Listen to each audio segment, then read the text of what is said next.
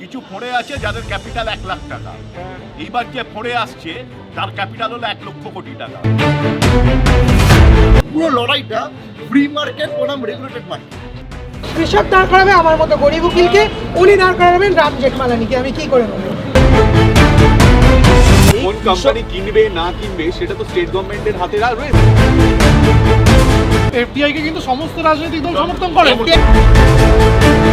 It is not important what I feel or what the BJP feels or what the Congress feels. ভারতের গণতন্ত্রে বলা হয় তুমি যদি কোনো কিছু নিয়ে এসো তার সাথে ডিবেট হোক।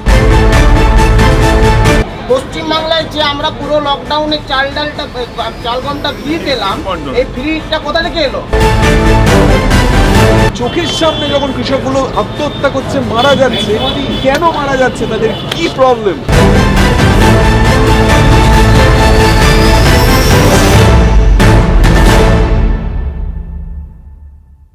পরাজুর হলো বর্গি এলো দেশে, বুলবুলিতে ধান খেয়েছে, খাজনা দেব কিসে।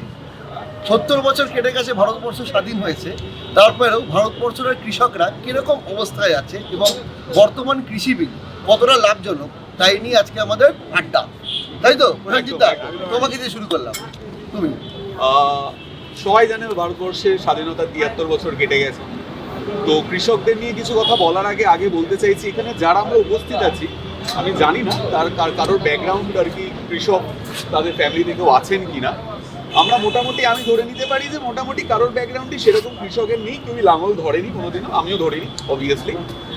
কিন্তু কেউ না কেউ গ্রামে ঘুরতে গেছি, গ্রামে মামার বাড়ি ছিল, পিসির বাড়ি ছিল, মাসির বাড়ি ছিল, তো মোটামুটি একটা আইডিয়া আছে যে কৃষকদের অবস্থা কিরকম। কিন্তু আমরা দৈনিক খবরের কাগজে, টিভিতে যেটুকুনি দেখে আমাদের যেটুকুনি বোধ বুদ্ধি তা দিয়ে আমরা যেটা বিচার করে, যেটা আমাদের চিন্তন এবং মননের মধ্যে থেকে বুঝেছি। তো আমার নিজের চোখে দেখা কয়েকটা ইনসিডেন্ট আমি শেয়ার করতে চাই। সেটা হচ্ছে বিহারের সমস্তিপুর বলে একটা জায়গা আছে, জেলা, হ্যাঁ একটা জেলা আছে। তো আমি ওই জায়গায় বললাম, সমস্তিপুর বলে একটা জায়গা আছে, ওখানে একবার আমি গেছিলাম বিয়ের বাড়িতে, বেশ কয়েকদিন ছিলাম। তো এই মান্ডি ব্যাপারটা ফার্স্ট আমি নিজের চোখে দেখি ওখানে। মান্ডি জিনিসটা কি, তো ওখানে দেখি যারা আর কি, যারা ছোট চাষি, আমি কাউকে ছোট করছি না সেই অর্থে, জাস্ট বোঝানোর জন্য বলছি, যারা ছোট চাষি আর কি, অল্প কিছু জমি, তার উপরেই সম্বল, আর কোনো জীবিকা নির্বাহের কোনো ব্যাপার নেই। আমি দেখেছি তাদের আর কি 12 বছরের বাচ্চা, তার বউ, তার 70 বছরের বৃদ্ধা মা, ফসল কাটা হলো, এবার ফসলটাকে যে গাড়ি করে মান্ডি অব্দি নিয়ে যাবে, মান্ডি 4-5 কিলোমিটার দূরে, সেই পয়সাটুকুও নেই, কারণ সব লাগিয়ে দিয়েছে চাষে, ইভেন ধার করে লাগিয়েছে চাষে। এবার আমার নিজের চোখে দেখা কীরকম ব্যাপারটা হয় আমি আগে বলে নিই। সে মাথায় করে বয়ে নিয়ে গেল মান্ডিতে, বয়ে নিয়ে যাওয়ার পর বললো সাপোজ যে এটা কত দাম, তো বললো আমি 1 মণ, কথার কথা 10 টাকা দেবো। বলছে না কেন, কালকেই সবাই বিক্রি করে গেছে 12 টাকা করে। বলছে কালকে রেট হাই ছিল, আজকে রেট কম, 10 টাকা ছাড়া হবে না। এবারও 2-3বার ভাবলো, একে ওকে তাকে 2-3 জনকে জিজ্ঞেস করলো, সবাই বলছে 10 টাকা। এবার ও ভাবছে যে সকালবেলায় মাথায় করে এই মালটা আমি বয়ে নিয়ে এসেছি রোদ্দুরের মধ্যে, আবার নিয়ে যাব, আবার কালকে আসবো, এর মধ্যে কিছু যদি নষ্ট হয়ে যায়, কারণ আমরা সবাই জানি না, এখানে যারা বসে আছি সবাই জানি না, কেউ কেউ হয়তো জানেন যে কোনো ধান হোক, গম হোক, যে কোনো ফসলের সব থেকে বেশি যেটা নষ্ট হয় সেটা হচ্ছে ওয়েস্টেজ। ছাড়তে গেলে নিয়ে এক জায়গা থেকে আরেক জায়গায় নিয়ে গেলে অনেকটা ওয়েস্টেজ, তো বাধ্য হয়ে সে 10 টাকায় বেচে দিল। এই একটা জিনিস। আরেকটা জিনিস আমার শোনা ওদের থেকেই, সেটা হচ্ছে মান্ডিতে গেল, মান্ডিতে গিয়ে সে ধার নিয়ে সব কিছু করে তার হিসাব মতন তার কস্টিং দাঁড়িয়েছে 10 টাকা। এবার সে 12 টাকা 13 টাকায় বিক্রি করলে তবে সে লাভ দেখতে পারবে। সাপোজ এরকম ধরে নিন, সে মান্ডিতে গেল, মান্ডিতে গিয়ে বললো 8 টাকা, সে ধারে ডুবে আছে। আর আমাদের দেশে তো যারা বেশি টাকা ধার নেয় তাদের কিছু প্রবলেম হয় না, যারা কম টাকা ধার নেয় তাদের প্রবলেম হয়, সবাই জানি, আমরা ছোট থেকে দেখছি। তো ভালো কথা বলেছো এটা। হ্যাঁ, তো যখন এলো মান্ডিতে আসার পর, যখন 8 টাকা দাম পাচ্ছে, ও বললো না আমি বিক্রি করবো না। Thank you. ও বললো না আমি বিক্রি করবো না। আচ্ছা বিক্রি করবো না। এফসিআই গোডাউনের ওখানে অফিস আছে, সরকারি অফিস, সে সরকারি অফিসে গেল, সরকারি অফিসে গিয়ে বললো না আমাদের কাছে প্রচুর স্টক করা আছে, যেগুলো আমি মানে এমএসপিটা পেলো না। হ্যাঁ, প্রচুর স্টক করা আছে, আমি এখন মাল কিনতে পারবো না। তো কি হলো, সে মন খারাপ অবস্থায় বাইরে বেরিয়ে চলে এলো। বাইরে কিছু দালাল ঘুরে বেড়ায়, তারা বললো তুই তো 8 টাকা পাচ্ছিলিস মান্ডিতে, আমি তোকে 9 টাকা দিচ্ছি, তুই দিয়ে এরও ভাবলো 8 টাকার থেকে তো 9 টাকাটা বেটার। রাহুল 9 টাকায় নিয়ে নিল মালটা, আর কি বেঁচে নিল মালটা, বাড়ি ফিরলো। রাহুল 1 টাকা কিন্তু লসে রান করছে। একদম 2 বছর, 3 বছর, 4 বছর, 5 বছর, হার বাড়ছে বাড়ছে বাড়ছে বাড়ছে। হঠাৎ করে শোনা গেল ওই গ্রামের চাষি আত্মহত্যা করলো। এটা সব থেকে বড় কারণ আত্মহত্যা। এবার আমার মনে হয় এই মান্ডি ব্যাপারটা 70 বছর ধরে চলে যাচ্ছে, এটা চেঞ্জ হওয়া দরকার ছিল। তো কৃষি বিলের প্রথমেই যে একটা ক্লজ আছে যে কৃষক তার ফসল ডাইরেক্টলি প্রাইভেট কোম্পানি কিংবা যাকে হোক বিক্রি করতে পারবে, যাকে হোক, কথাটা আবার বলছি, বিক্রি করতে পারবে, এটা খুব দরকার ছিল আমার মনে হয়। এই মান্ডি ব্যাপারটা আর কি এখনো যদিও সরকার মান্ডিটা তুলে দেয়নি, সব থেকে বড় ক্লজ যেটা এখানে এখনো পর্যন্ত, সেটা হচ্ছে কৃষক যদি চায় মান্ডিতেও বেচতে পারে, কৃষক যদি চায় ডাইরেক্ট প্রাইভেট কোম্পানিকেও বেচতে পারে। এখানে একটা ইন্টারাপ্ট করছি আমি। এখানে একটা কথা বলা হয়েছে যে কৃষি মান্ডির বাইরে যারা ফসল বেচবে হ্যাঁ। তাদের কোনো ট্যাক্স লাগবে না, হ্যাঁ। কিন্তু কৃষি মান্ডির ভেতরে ফসল বেচলে ট্যাক্স লাগবে। হ্যাঁ। তাহলে তো মান্ডির গুরুত্বপূর্ণতাই কমে গেল, গুরুত্বহীন হয়ে গেল। সরকার যদি চায় একটা নতুন আমূল পরিবর্তন আনতে, কাউকে জোর করে সে তো চাপিয়ে দিতে পারে না না। যে তুমি এখানেই বেচো, তুমি এখানেই বেচো। সরকার জোর করে চাপাতে চাইছে না, কিন্তু তাকে মোটিভেট করতে চাইছে যে তুমি প্রাইভেট কোম্পানির কাছে বেচো।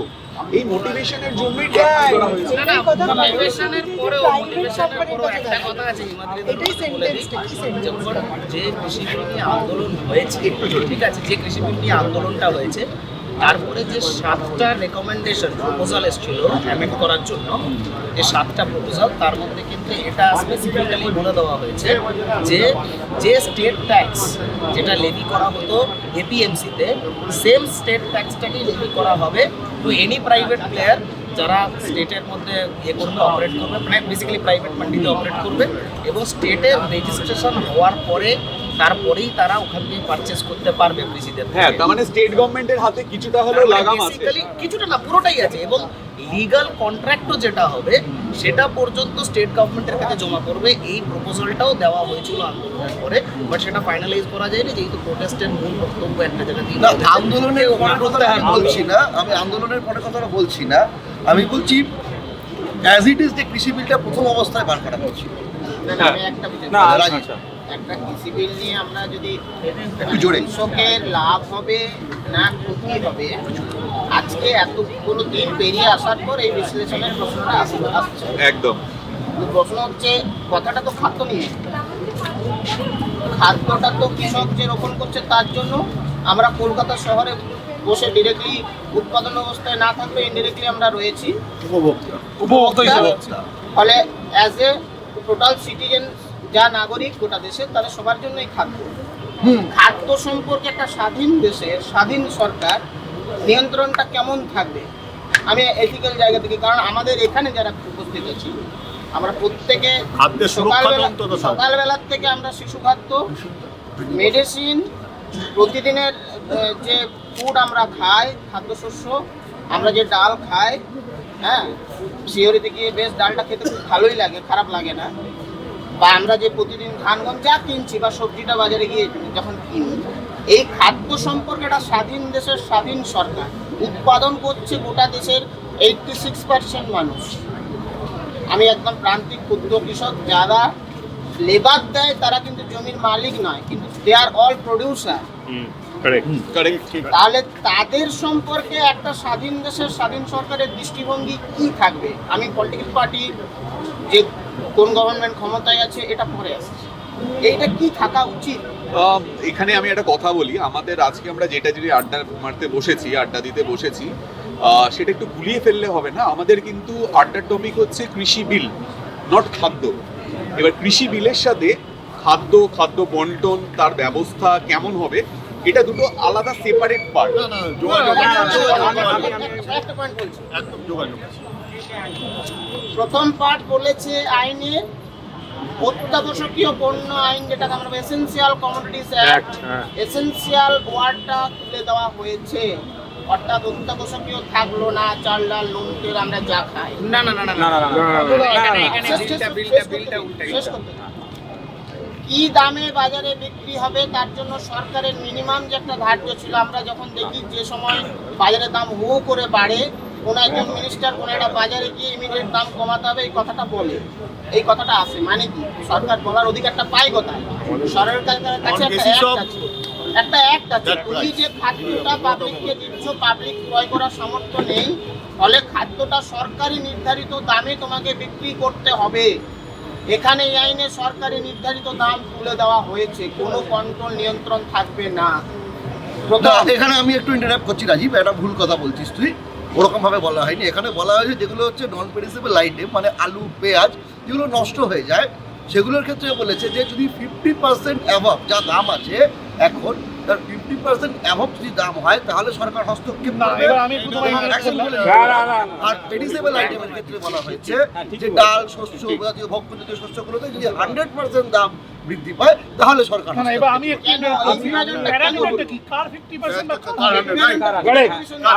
আমি ওনার বক্তব্যের সাথে বলছি। উনি বললেন 70 বছর ভারত স্বাধীনের পর যে কৃষি বিল, যে কৃষি নীতি যেটা চেঞ্জ হচ্ছে, এটার ব্যাপারে উনি বলছেন হওয়া উচিত।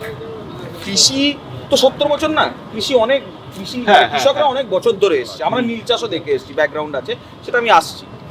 মেন বক্তব্য হচ্ছে 3টে পয়েন্ট, এই কৃষি বিলের 3টে পয়েন্ট।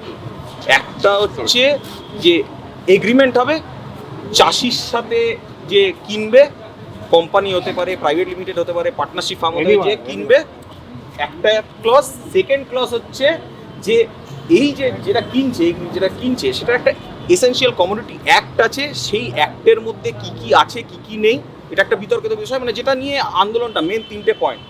আরেকটা পয়েন্ট হচ্ছে যে trade and commerce, farming trade and কমার্সের ব্যাপারটা এখানে আসছে।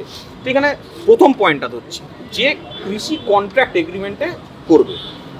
শুনে জিনিসটা খুব ইজি মনে হচ্ছে, কিন্তু আমার কাছে একটা এখানে ধোঁয়াশা আছে। ধোঁয়াশা হচ্ছে আজকে যেরকম বলছে যে কৃষি করছে, বেচছে, মন্ডিতে যেতে পারছে না, ওয়েস্টেজ হচ্ছে, এসব হচ্ছে। কৃষি বেচছে কাদের? ব্যবসাদারদের। ব্যবসাদাররা কি দানবীর কোনোদিন হয়েছে? না, ব্যবসাদাররা অলওয়েজ লাভ বোঝে। এক্স্যাক্টলি। ঠিক আছে, আজকে এই কন্ট্রাক্ট এগ্রিমেন্টে একটা প্রাইস সেট করে দেওয়া হলো। এই প্রাইসে এই যে ব্যবসাদার সে মালটা নিচ্ছে, এই মালটা নেওয়ার পর ব্যবসাদার যে প্রাইসেই নিক না কেন, নেওয়ার পর মার্কেটে ছাড়বে কি মার্কেটে ও বেচবে। ইতিমধ্যে এই কন্ট্রাক্টে যদি কোনো ব্রিচ অফ এগ্রিমেন্ট হয়, ব্রিচ অফ ট্রাস্ট হয়, কৃষকেরা যাবে কোথায়? তাই তো, কোর্টে যেতে পারবে না।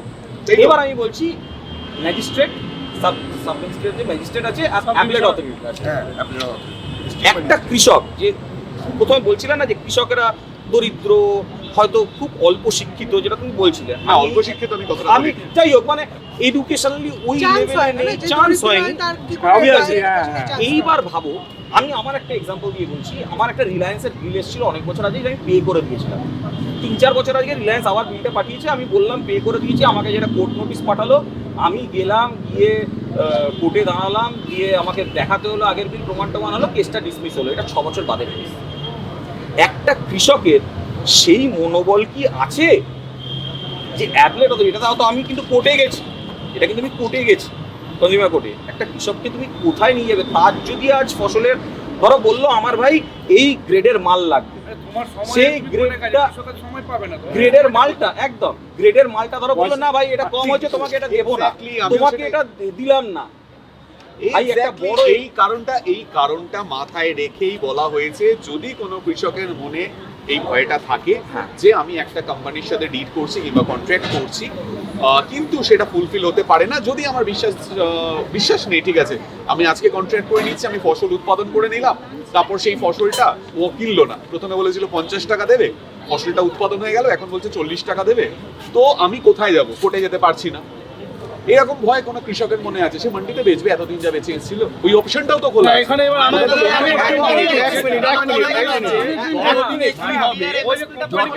এই বড় বড় কন্ট্রাক্টগুলো আসার পর ছোটখাটো মান্ডি উঠেই না, যাবে। না, তুমি মিনিট একটা বলছি। মান্ডি আমরা- চলবে কি করে? কিছু থাকবে না। আজকে এটা আমি একটু শেষ করিনি, আমি পুরো পয়েন্টগুলো শেষ করিনি, তারপর আমার ওপেন হবে। একটা এই পয়েন্ট হলো, এটা হচ্ছে কন্ট্রাক্ট ফার্মিং এর পয়েন্ট, ফার্স্ট পয়েন্ট। সেকেন্ড হচ্ছে এসেনশিয়াল কমোডিটিজ অ্যাক্ট। তাতে কি কি এসেনশিয়াল থাকবে, কি কি এসেনশিয়াল থাকবে না।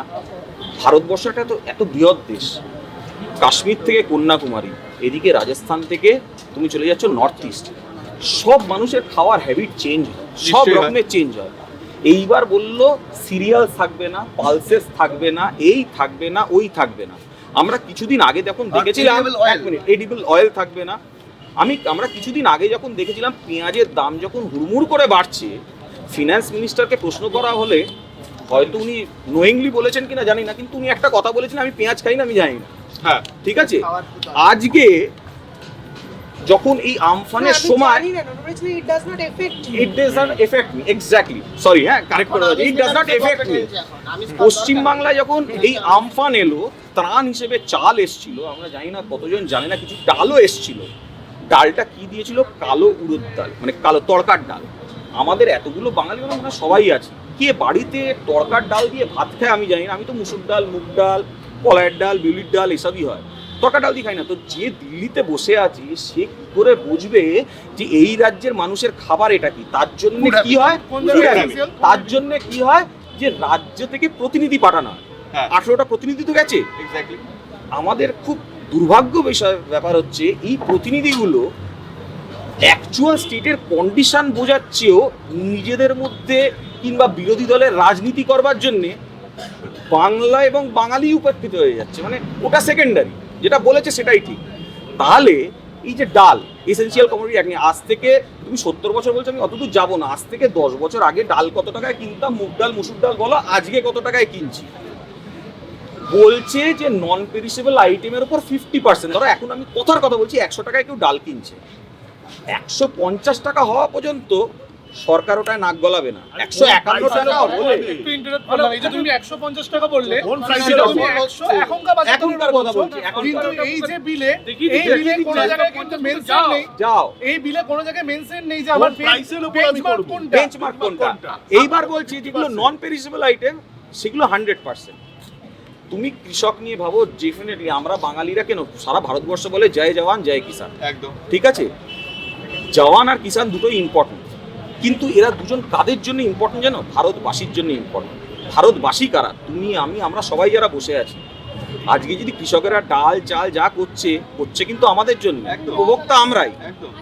কালকে যখন তোমার গেটের টাকাটা বেশি বেরোবে, কালকে যখন তুমি দেখবে বাবা এখন তো রিলায়েন্স স্টোরে গিয়ে আমার ডালটা কিনতে হচ্ছে 450 টাকা প্যাকেট, আমি বেসিক প্রাইস জানি না কি হবে, যাই হোক, তোমার তখন গায়ে লাগবে, নিশ্চয়ই লাগবে। মানুষের গায়ে লাগবে। নিশ্চয়ই লাগবে।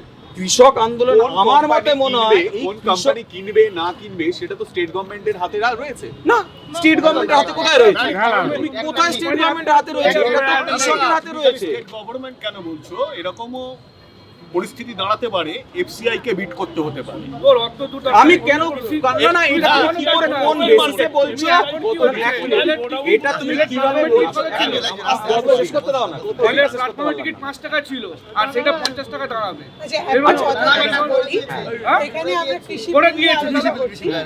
সেরকম কৃষি এটা হয়ে বিল যাবে। নিয়ে আলোচনা যখন করছি, ওরা প্রসেনজিৎদার কথায় আসবো, তার আগে একটা কথা বলি। আমরা এখানে সবাই জানি যে একটা বিল, মানে সেই বিলটা অর্ডিন্যান্স হিসেবে আসতে গেলে সেটাকে পাস হতে হয়, তাই তো? পাস হতে হয় একদম। কিভাবে? ভোটাভুটির, যদি সেটা নিয়ে কোনো রকম অবজেকশন থাকে ভোটাভুটির মাধ্যমে। প্লাস আমরা এটাও জানি যে এই কৃষি বিলটা যখন পাস হয় মনসুন সেশনে, তখন কিন্তু ভোটাভুটি হয়নি, ভয়েস ভোট। আর এই ভোটাভুটিটা যে হয়, এটা আর্টিকেল 252 to 254 এর মধ্যে মেনশন আছে। আমি শো অফ করছি না, আমি বাই প্রফেশন লয়ার বলে, একদম। মানে বাই ডিফল্ট কারেক্ট। তো সেই ভোটটা যখন অপোনেন্টরা, প্রথমত একটা করোনার মরশুম চলছিল, সেই জন্য অর্ধেক লোক ছিল না, প্লাস যে কজন ছিল 1/3 মেজরিটি কিন্তু ছিল না, তাদের ভয়েস ভোট কি আমি বেশি চেঁচাতে পারি না, তুমি বেশি চেঁচাতে পারো। এবার যদি আমার গলার জোর কম থাকে, তাহলে কি আমার অধিকারটা কমে গেল? আমিও কিন্তু সেই রিপ্রেজেন্টেটিভ অফ পাবলিক, সেই ওর কথায় ও একটা রিপ্রেজেন্টেটিভ অফ পাবলিক। সেই অনুযায়ী আমার বিলটা পাস যেটা হয়েছে, সেটাই তো গোড়াতেই তো অ্যান্টিভাইরাস। বিলটা তো অ্যাকচুয়ালি অফিসিয়ালি দিতে গেলে পাঁচটাই তো বেআইনিভাবে হয়েছে। একটা অ্যাড করছি এর সাথে, এর সঙ্গে পাস হতে হতেই এখন হরিয়ানা পানিপথের কথা বলছে, অলরেডি গোডাউন স্টোরেজ প্রায় তৈরি হলে অ্যাডভান্স এগিয়ে গেছে। না সেটা এবারে আমার যে বিলটার গোড়াতে যেটার পাসিং এর প্রসেসটাই ঠিক হয়নি এবং সেটা পাস করানোর জন্য এতটা কি বলবো এতটা মাথা লাগাতে হয়েছে সরকারকে যে হ্যাঁ বিরোধীর কথাই শুনবো না, তার কি পিছনে কোনো অভিসন্ধি থাকতে পারে না যে এই বিলটা পাস প্যান্ডেমিকের মধ্যেই করতে হবে। বিলের তিনটে পয়েন্ট যেটা উনি বলছিলেন আগে, এক নম্বর হচ্ছে মান্ডিগুলো রিডান্ডেন্ট হয়ে যাবে, মানে ইররেলিভেন্ট হয়ে যাবে। দ্বিতীয়ত কন্ট্রাক্ট ফার্মিং শুরু হবে প্রি সেট প্রাইসের, এবং তৃতীয়ত এসেনশিয়াল কমোডিটিস চলে আসবে। এবং ইনি যে কথাটা বলছেন, যেই মুহূর্তে কোম্পানিজরা will start to play in the market, আমি একটা ছোট্ট এক্সাম্পল দিচ্ছি। প্রসেনজিৎ যেরকম বললেন উনি গ্রামে গেছেন, আমি গ্রামে যাইনি, কিন্তু কয়েকটি কৃষিদের মানে কৃষকের মামলা করেছি বলে আমি জানি ওদের ব্যাপারটা কী হয়। যাই হোক, সরকারের এগেনস্টে মামলা ছিল। তো এই যে ঘটনাটা বলছি সেটা বলছি হিমাচল প্রদেশের একটি ছোট্ট টাউনে তারা আপেল চাষ করতো এবং আপেল চাষ করতো 24 টাকা করে তারা বিক্রি করতো।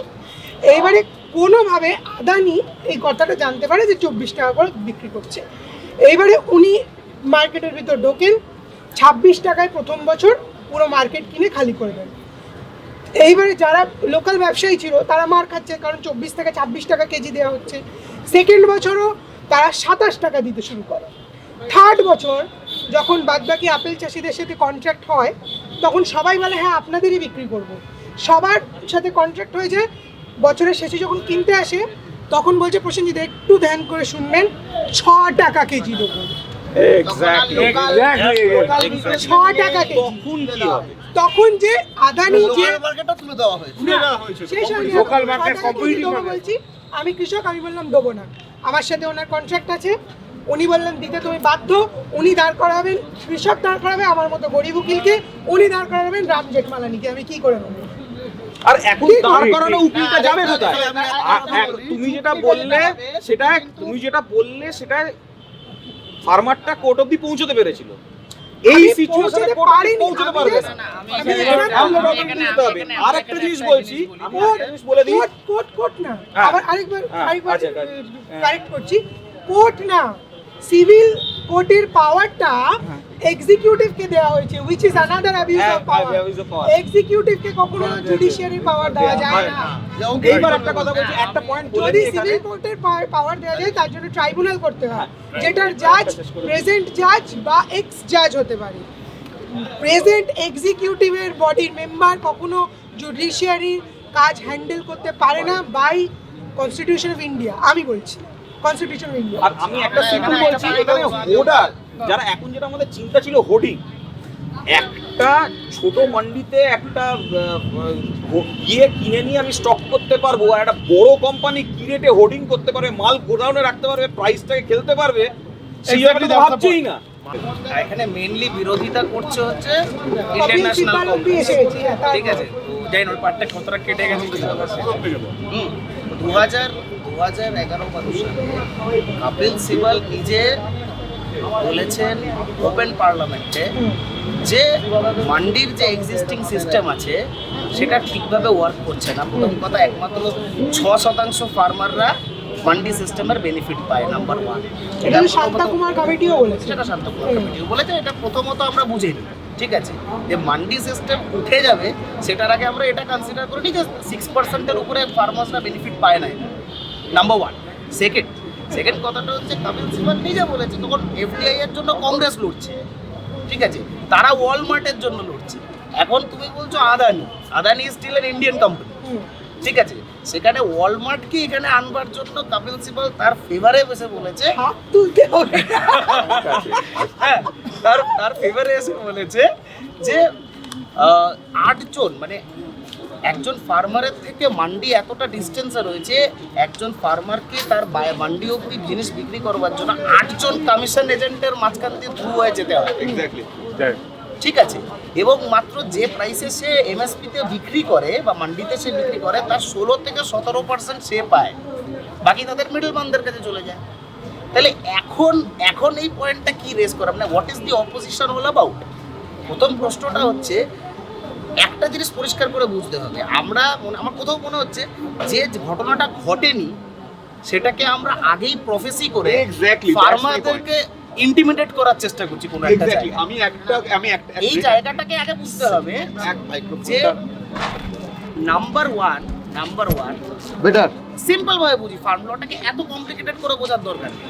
নাম্বার ওয়ান, মান্ডি সিস্টেম রয়েছে, এমএসপি রয়েছে। নাম্বার টু, প্রাইভেট প্লেয়ার্সরা রয়েছে, তাদের জন্য ওপেন করে দেওয়া হচ্ছে, ঠিক আছে।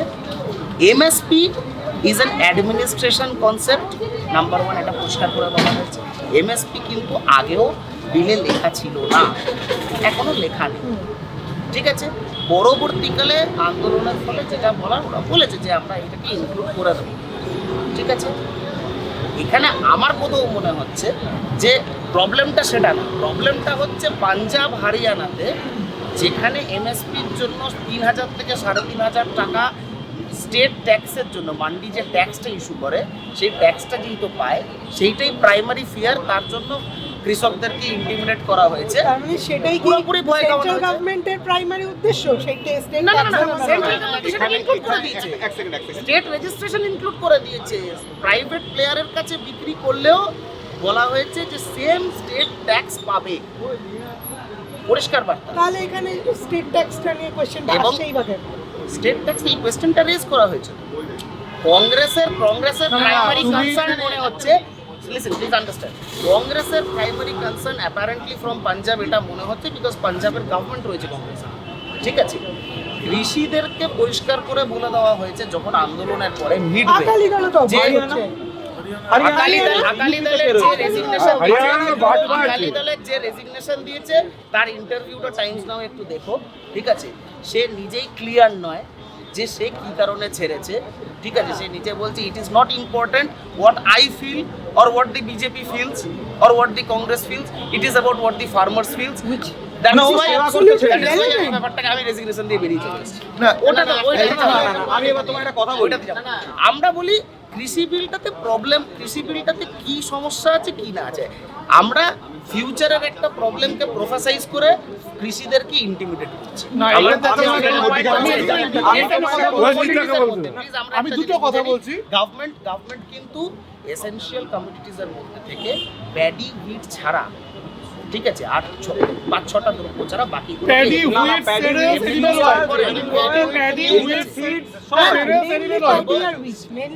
সিরিয়ালস আছে, পালসেস আছে। আমারটা এখানে আরেকটা প্রশ্ন যেটা আসছে এখানে, এখানে আরেকটা প্রশ্ন যেটা আসছে এখানে, আমরা যারা আর কি, আমি সবাইকে প্রশ্ন করছি আর কি, কোনো দলের হয়ে না, কংগ্রেস, সিপিএম, বিজেপি, তৃণমূল, কোনো দলের হয়ে না, সাধারণ মানুষ হিসাবে এখানে আমাদের মধ্যে একজন রয়েছে যিনি আপনি আইনজীবী, মানে আপনি দেশের কনস্টিটিউশনটাকে খুব ভালো মতন জানেন। এটা নিয়ে পরে বিতর্ক একদিন বসবো আমরা, যে সবাই কেন জানে না দেশের কনস্টিটিউশন, আমরা শিক্ষিত লোক হয়েও কেন জানি না, এটাও একটা হতে পারে। যাই হোক, সেটা পরের কথা। এবার ব্যাপারটা হচ্ছে, আমি একজন লেম্যান হিসেবে, একজন সাধারণ মানুষ হিসেবে, আজকে যখন কৃষি বিল নিয়ে এত আন্দোলন হচ্ছে, কৃষি বিল নিয়ে এত প্রোটেস্ট হচ্ছে, আমরা ভবিষ্যতে কি হবে, ভবিষ্যতের কথা এতগুলো ভাবছি, এতজন মিলে আলোচনা করছি, আড্ডা মারছি, কংগ্রেস ধরেই নিচ্ছি যেহেতু কংগ্রেস মেন বিরোধিতাটা করছে, এত আন্দোলনের সাথে তারা যুক্ত, এত কথাবার্তা বলছে, এত ফ্রন্টে আছে। আমার প্রশ্ন সবার কাছে একটা, এতদিন পর্যন্ত যে ব্যবস্থাটা চলে আসছিল সবাই কি সেটাকে সমর্থন করেন? এই যে কৃষকেরা, আমি বলছি, এই যে কৃষকেরা মান্ডিতে যাচ্ছে, তার মধ্যে এই যে 8টা হাত হয়ে আসছে, কৃষকরা 16 থেকে 17% প্রফিটটাই তারা হাতের মধ্যে পাচ্ছে, বাকিটা মিডলম্যানরা নিয়ে চলে যাচ্ছে। এই যে কৃষক আত্মহত্যা করছে, এই যে ব্যাপারটা যেটা তথাকথিত চলে আসছে, তার জন্য তো কৃষক তো আত্মহত্যা করছে, সেটা তো সত্যি, এটা তো প্রত্যেক বছর, তো প্রত্যেক বছরই বাড়ছে, কমছে না। তো এত বছর ধরে যারা ভবিষ্যতের কথা, যারা আমরা এখন এতটা শিক্ষিত হয়ে গেছি, এতটা ভবিষ্যৎ দূরদর্শী হয়ে গেছে, আমরা ভবিষ্যতে কি হতে পারে সেইটা ভেবে আমরা প্রোটেস্ট করছি। এই রকম ভবিষ্যতে হতে পারে, কৃষকদের এই প্রবলেম হতে পারে, সেটা দেখে আজকে আমরা সময় দিচ্ছি, সেটা দেখে আজকে আমরা প্রোটেস্ট করছি, আজকে আমরা আলোচনা করছি। কিন্তু রেগুলার চোখের সামনে যখন কৃষকগুলো আত্মহত্যা করছে, মারা যাচ্ছে, কেন মারা যাচ্ছে, তাদের কি প্রবলেম, আমাদের কি সিস্টেমে কোনো প্রবলেম, যে সিস্টেমটা এতদিন ধরে চলছে সেটাতে কোনো প্রবলেম? আমরা এতদিন তো কোনো প্রশ্ন করিনি, এতদিন তো চেষ্টা করিনি। আমরা ভবিষ্যতে ভাবছি কি হতে পারে কৃষকের, কিন্তু যেটা অতীতে হয়েছে, যেটা বর্তমান ঘটছে চোখের সামনে, তখন তো আমাদের মাথায় আসেনি। এবার আমি একটা কথা বলি, আমি শেষ হয়নি এখনো শেষ হয়নি। তো এই যে পার্লামেন্টে বিল পাস হয়ে গেল, এই যে পার্লামেন্টে এত কিছু হয়ে গেল, আমি কিন্তু আমার জ্ঞানত অবস্থায় পার্লামেন্টে দাঁড়িয়ে অনেককে চেঁচাতে দেখেছি কৃষক আত্মহত্যা করছে, কৃষকের দিকে ভাবা উচিত। কিন্তু পার্লামেন্টের এই এতগুলো মেম্বার, 500টার বেশি মেম্বারের মধ্যে কারোর গুর্দায় কোনোদিনও দম দেখিনি, যে পার্টিরই হোক, যে দাঁড়িয়ে বলবে যে কৃষকরা আত্মহত্যা করছে এই কারণ, এই কারণটা বিচার করা উচিত, এই কারণটা বিশ্লেষণ করা উচিত, আর নতুন কোনো স্টেপ নেওয়া উচিত যাতে এটা না হয়। এটা কাউকে দেখলাম না। এটা কি শুধু রাজনীতি? যারা বিরোধিতা হয়েছে, করছে, এটা হয়েছে, তারা যেন এটা হয়েছে, 2012 সালে প্রচুর এই হয়েছে। existing সিস্টেমটাকে ক্রিটিসাইজ করেছে, এক্সিস্টিং মান্ডি সিস্টেমটাকে ক্রিটিসাইজ করেছে। না না, যারা বিরোধিতা করছে বলে তুমি জেনারেলাইজ করে দিচ্ছ। না, না, আমি যারা আমি বিরোধিতা করছো বলে generalize করছো। 2012 সালে তুমি যে এফডিআই এর কথা বলছো, এফডিআই কে কিন্তু সমস্ত রাজনৈতিক দল সমর্থন করে। এফডিআর কথা আমি বলছি না, তুমি স্টেটমেন্টটা বোঝো। কাপিল সিবাল ওপেন পার্লামেন্ট আচ্ছা, এবার আমি বলি 2014 এর আগে আমি বলছি 2014 এ এফডিআই ডাইরেক্ট অপোজিশন করেছিল নরেন্দ্র মোদী। 2014 এর ইলেকশন আছে, না, না, আমরা তুমি FDI কেন? আমি এফডিআই বলছি না, তুমি আমার কথা বন্ধু, কথাটা আমি হচ্ছে আসছি, কপিল আমি আসছি, সিবাল বলেছে আমি আসছি। মান্ডি সিস্টেমটা ইনএফিশিয়েন্ট। না, কথাটা হচ্ছে এটা, সেই এফডিআই তাহলে এর তাহলে এটা তো আমি তাহলে আনতে হবে। এখন তো তাহলে আমার হিমাদ্রি কথাটা হচ্ছে মান্ডি সিস্টেমটা inefficient। কাজ করছে না। আমি একটু কথা বলছি রাজীব দা, আমি একটু কথা বলছি অঙ্কিতের কথা সূত্র ধরে। মান্ডি সিস্টেম ইনএফিসিয়েন্ট, প্রসেনজিৎ দা বললো যে মান্ডি সিস্টেম চলে এসছে, তাতে কৃষকরা আত্মহত্যা করছে ইত্যাদি ইত্যাদি সমস্যা। সত্যি সমস্যা, প্রতি বছর যেখানে 11,700 কাছাকাছি কৃষক আত্মহত্যা করছে। কিন্তু তার মানে তো এইটা নয় যে গভর্নমেন্ট সেখান থেকে হাতটা তুলে নিয়ে বললো যে এসো বাবা কর্পোরেটরা, তোমরা আমি এই বাজেটটা তোমাদের জন্য খুলে দিচ্ছি, তোমরা ইচ্ছা মতো লুটে পুটে খাও। এটা তো কখনো চলতে পারে না। মান্ডি অপ্রাসঙ্গিক হয়ে গেল, অপ্রাসঙ্গিক হয়ে গেল, অপ্রাসঙ্গিক করে দেওয়া হলো। কি দাঁড়ালো, আমি রোজ মরছি, এখন যে সিস্টেম এসছে আমি একদিনে মরে যাবো, আমার ঝামেলা আছে।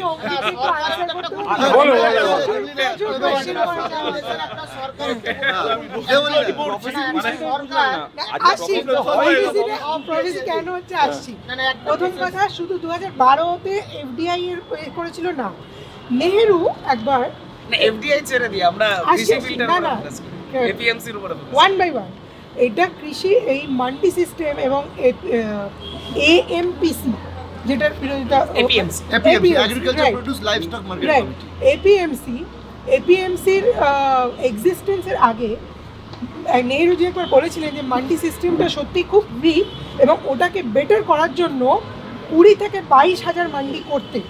এবং দেবেন্দর সিং বলে একজন এগ্রিকালচারাল এক্সপার্ট আছেন, যিনি আজকে বলছেন যে 42,000 মান্ডি করলে তবে আমাদের দেশের যা মানে সেটা করুন।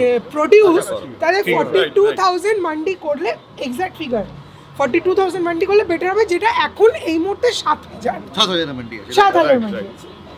এবারে আসছি যে এফডিআইটা কি বলবো না ছেড়ে দেবো?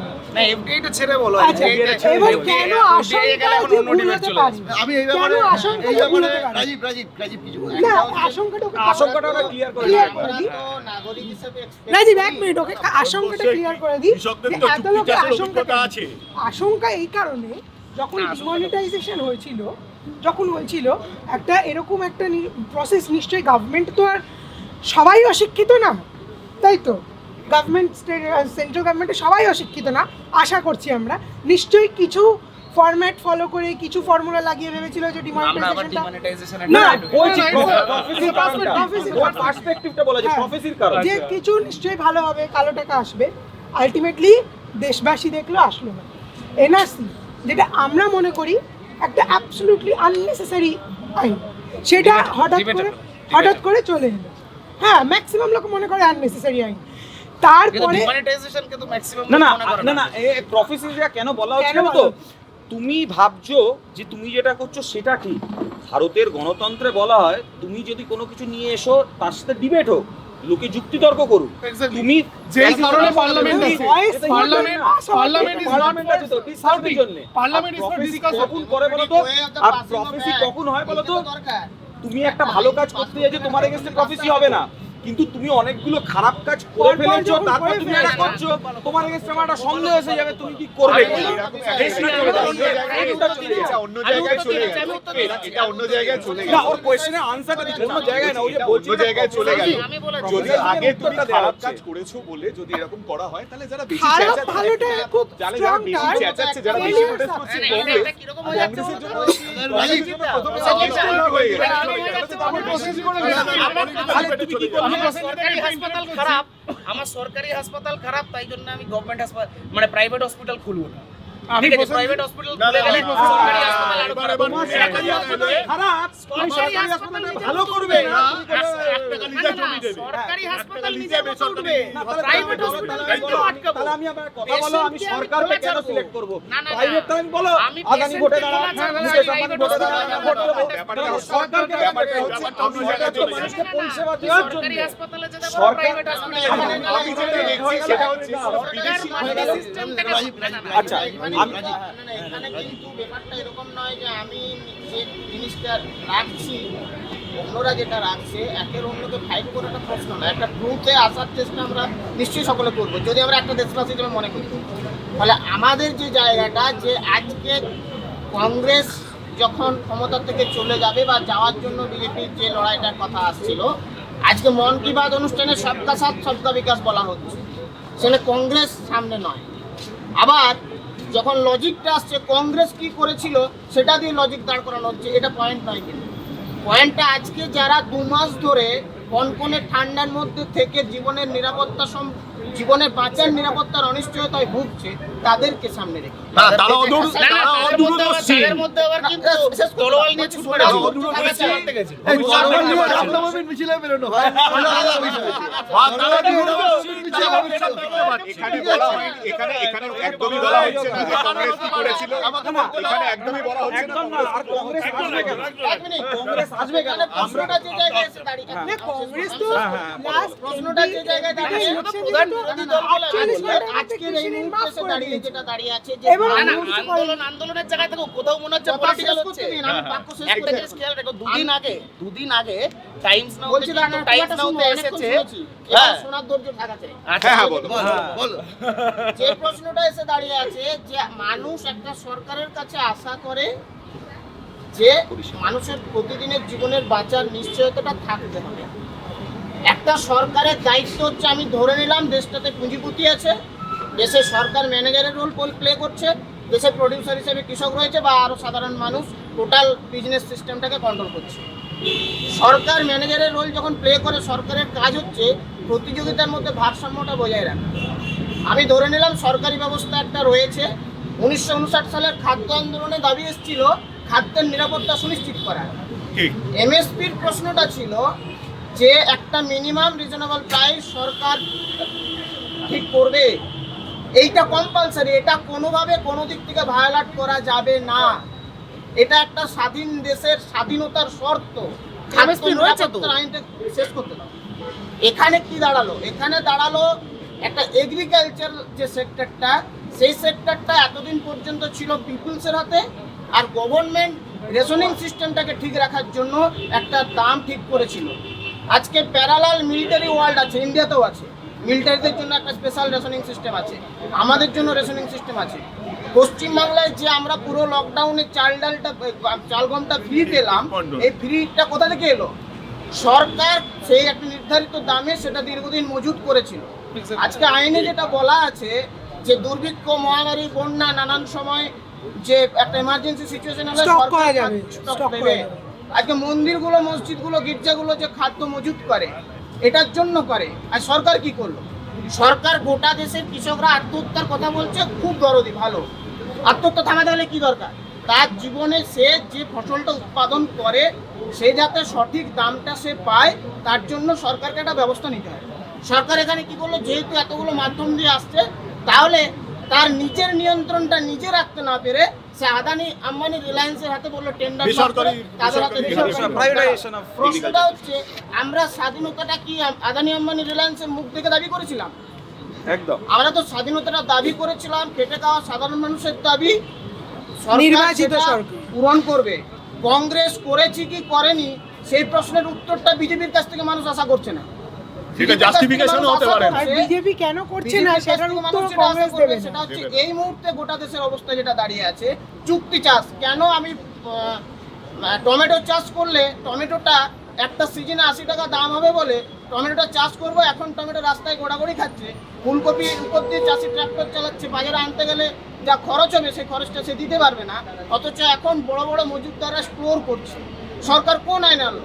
যখন তুমি মজুত করতে পারবে, যখন ফসল উঠবে তুমি ইচ্ছা মতো মজুত করবে, মজুদের কোনো নিয়ন্ত্রণ থাকবে আপার না। লিমিট নেই।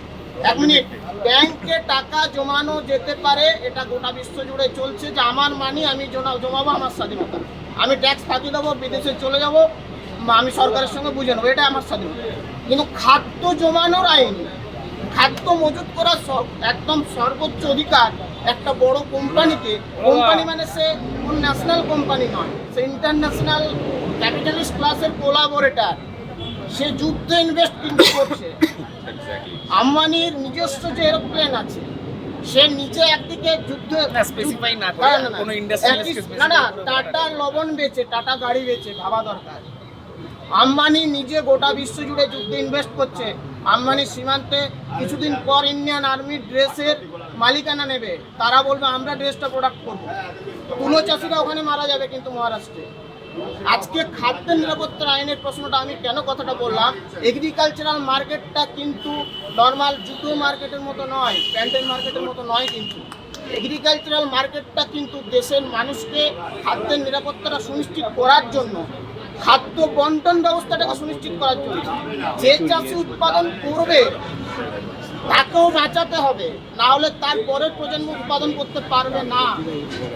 আবার সেই চাষির ফসলটা অন্য আরেকটা যে মানুষ কিনবে, বা নেতা মন্ত্রী আমাদের ক্যান্টিনে যে খাবারটা যায়, স্যুপটা যে যাচ্ছে, বা ওই যে কিছুদিন আগে বললো পিৎজা কেন চাষিরা খাবে, বলে হই হই আওয়াজ তুলবে। চাষি প্রোডাকশন করবে, চাষি খেতে পাবে না, আওয়াজ তুলবো আমরা পিৎজা কেন, চাষি তো প্রোডাকশন করেছে, পিৎজা আমরা এখানে বসে খাবো না, এটা চাষি অ্যাকচুয়ালি খেলে- একটা মানে মাইন্ডসেট তৈরি করে দেওয়া হচ্ছে, চাষি মানেই সে গরিব হয়ে না, যায়। তাহলে প্রশ্ন হচ্ছে, আইনের মধ্যে চুক্তি চাষের যে জিনিসটা এসে নিয়ে এলো, যে চুক্তি চাষের মধ্যে চাষি যেহেতু গরিব, চাষির যেহেতু অর্থনৈতিক দুর্বলতা আছে, চাষিকে 5 বছরের জন্য একটা চুক্তি, যে তোমার ধান চাষ করলে তোমার যা লাভ হবে, তুমি যদি এখানে নিম গাছ লাগাও 10 বছর পর বা 5 বছর পর তোমাকে একটা টাকা তুমি ভালো রকমের অ্যামাউন্ট পাবে। চাষি খুব সহজে নিঃশর্তে সেটা যাবে। এটা আপাত অর্থে 5 বছর 10 বছরের জন্য খুব দারুণ পদক্ষেপ। নীল চাষ। কিন্তু প্রশ্ন নীল চাষ। হচ্ছে আগামী দিনে যে খাদ্যটা, ধানটা গমটা আমরা খাচ্ছি, সেই খাদ্যটা কোথা থেকে আসবে? তাহলে পদ্ধতিটা তো এমন হওয়া চাই যে আমার খাদ্যটা বাঁচবে, চাষির খাতে বাঁচবে, ন্যায্য দামে পাবো। আমি বিশ্বের বাজারে আমার ধান, পশ্চিমবাংলার ধান আমি অন্য জায়গায় বিক্রি করছি। ব্যাপারটা কি এরকম? পশ্চিমবাংলার সমস্ত মানুষ বা মহারাষ্ট্রের সমস্ত মানুষ একদম যাবতীয় সাফিসিয়েন্ট খাওয়ার পর উদ্বৃত্তি যাচ্ছে না, যে আগে কিনে নেয় সে বিক্রি করে, স্ট্যাটিস্টিক্স দেখায় ইট ইজ সারপ্লাস। উদ্বৃত্ত এইভাবে দেখায় না যে মানুষের চাহিদা মিটিয়ে যাওয়ার পর যাচ্ছে বলে উদ্বৃত্ত না। ক্যাপিটালিস্ট ইকোনমিতে উদ্বৃত্তটা দেখায় যে টোটাল স্ট্যাটিস্টিকটাকে সামনে এনে যে সব থেকে বেশি তার যার ক্ষমতা, ক্যাপিটালটা যারাতে রয়েছে, সে আগে কিনবে। যে আপেলের গল্প, বারামুলার আপেল বিখ্যাত, বারামুলাতেই সব থেকে বেশি জঙ্গি কাশ্মীরের থাকে। বারামুলার বিশাল আপেলের মার্কেট আছে। গোটা উত্তর ভারতের মন্দিরগুলোতে আপেল সব থেকে গুরুত্বপূর্ণ একটা উপাদান। সেই আপেলের মার্কেটটা ওই যে 6 টাকা, এটা ঘটনাটা একদম সঠিক ঘটনা। আমি একটা কথা বলি রাজীব, এই ব্যাপার নিয়ে দেখ, যে বর্তমান পরিস্থিতিতে মোটামুটি যদি আমরা গ্লোবাল হাঙ্গার ইন্ডেক্স দেখি, পাকিস্তান ভারতবর্ষের থেকে এগিয়ে আছে। 103 নম্বর। না, ওটা ইনফরমেশনটা একটু অন্য আছে, ওটা চেঞ্জ হয়েছে। পাকিস্তান হচ্ছে 88 আর ইন্ডিয়া 94-এ। মানে সিচুয়েশন মানে যেটা ক্যাটাগরি ভাগ করে দিচ্ছে, সেখানে বলছে পাকিস্তান হচ্ছে অ্যালার্মিং সিচুয়েশন, আর ইন্ডিয়া আছে সিরিয়াস সিচুয়েশনে। এই জায়গায় দাঁড়িয়ে আমাদের 3/4 পুষ্টি আছে চাল, ডাল, বাজরা, তৈলবীজ, এই সমস্ত উপাদান থেকে। এবং যদি দেখা যায় যে 2018 সালে যখন ওই ফার্ম প্রোডাক্ট এক্সপোর্টের যে লটা পাস করা হলো, ওখানে দেখলাম সেটা মিনিস্ট্রি অফ এগ্রিকালচার না করে মিনিস্ট্রি অফ কমার্স এবং ইন্ডাস্ট্রি করবে, ঠিক আছে? তো সেই জায়গায় দাঁড়িয়ে সেখানেও দেখেছিলাম যে পেরিসেবল আইটেমের ওপর জোর দেওয়া হয়েছে বেশি করে এক্সপোর্ট করার জন্য, এবং আমাদের ওই যেগুলো বলে না এই অ্যাগ্রো প্রোডাক্ট যেগুলো আর কি, তো ধরেন ওই জৈব মানে কেমিক্যাল ছাড়া চাষ করা হয় অর্গানিক জোর দেওয়া হয়েছে। এবং আরও একটা জিনিস দেখা যাচ্ছে যে স্টক করা, যারা এখন মার্কেটে নতুন কম্পিটিটর আসছে তাদের স্টক করার ক্ষেত্রে কোনো লিমিটেশন নেই।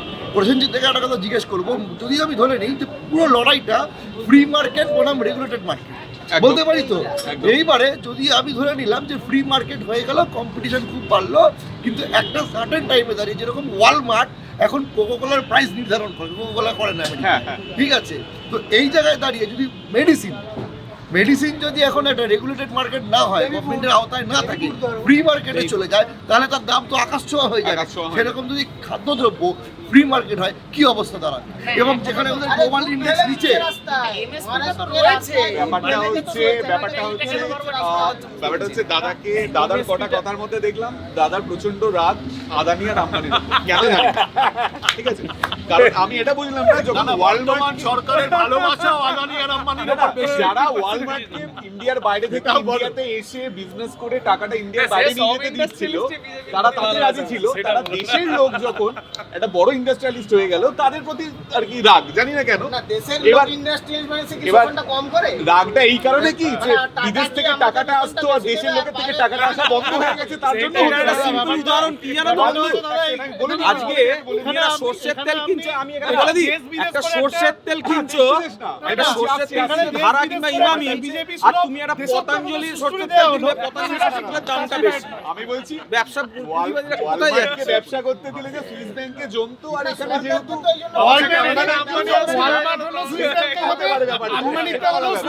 এমএসপিটা আছে, আমি এটা বলো।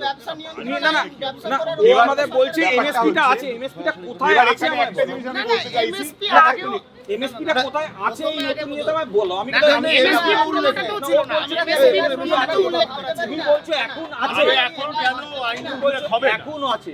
সেটাও তো রেকমেন্ড করে দিয়েছে, সেটাও রেকমেন্ডেশন দিয়েছে যে আমরা মানে প্রথম অবস্থায় করে দিই, এখন বিকজ আগেও ছিল না, যেটা আগেও ছিল না, আগেও এখনো ছিল নেই, না মানে মানে এখন আগে ছিল না মানে কোন আগে ছিল না? সেটাও in কোন condition আগে ছিল না? এর আগের কোন আগে ছিল না? কোন আগে? এর আগের বিলেও ছিল। কোন বিলটা? এই বিলে যে কোন বিলটা? যেটা বিল বিজেপি একটা ছিল, এই বিলটা করছে, এই বিলের কথা বলছো? না, মানে কোন কোন আগে বিলে ছিল না? ছিল না? কোন বিলে ছিল না? কোনো বিলেই আগে কোন বিলটা? এমএসপির কোনো মেনশন MSP নেই। is an administrative decision. হ্যাঁ, এমএসপি কোথায় ছিল না? এমএসপি তো ছিল। আসবে না, তাহলে এখনো আসবে না, না। আমরা কি But এটা ভাবতে MSP পারি না? আরে বাবা, এটা তো অস্বীকার করার জায়গা নেই। প্রধানমন্ত্রী নিজে বলেছে তো যে এমএসপি থাকবে, এগ্রিকালচারাল এটাই তো সাধারণ হয়। এটাই তো সবাই সবাই সবাই কথা। 30 দিন পরে করোনা চলে যাবে। আজকে আজকে তো ভয়ে খেলার দিয়ে ভয় যাও। আরে আজকে ফাইন্যান্সিয়াল বাজেটে পর্যন্ত এমএসপি মেনশন হয়েছে, 1.5 টাইমস যেই তো দিচ্ছে, তার জন্য কত ফার্মার বেনিফিট পেয়েছে সেটারও মেনশন করা হয়েছে। তাহলে এমএসপি উঠে যাবে এই কনসেপ্টটা নিয়ে কৃষিদেরকে আন্ডারএস্টিমেট লিমিটেড কেন? এই এমএসপি উঠে যাবে তো কেউ বলেনি। তিনটে প্রবলেম তো আমি এখানে আমি মান্ডি উঠে ডিসকাস যাবে। হয়ে গেল তো। হয়ে গেল। এমএসপি উঠে যাবে কথা বলছি, আমি তো এমএসপি এর জায়গাটা করে দিই। কি হচ্ছে? এবার একটা কথা হচ্ছে, এবার একটা করে দেওয়া হবে। এখানে এবার আমার একটা প্রশ্ন আছে, আমার একটা বক্তব্য আছে।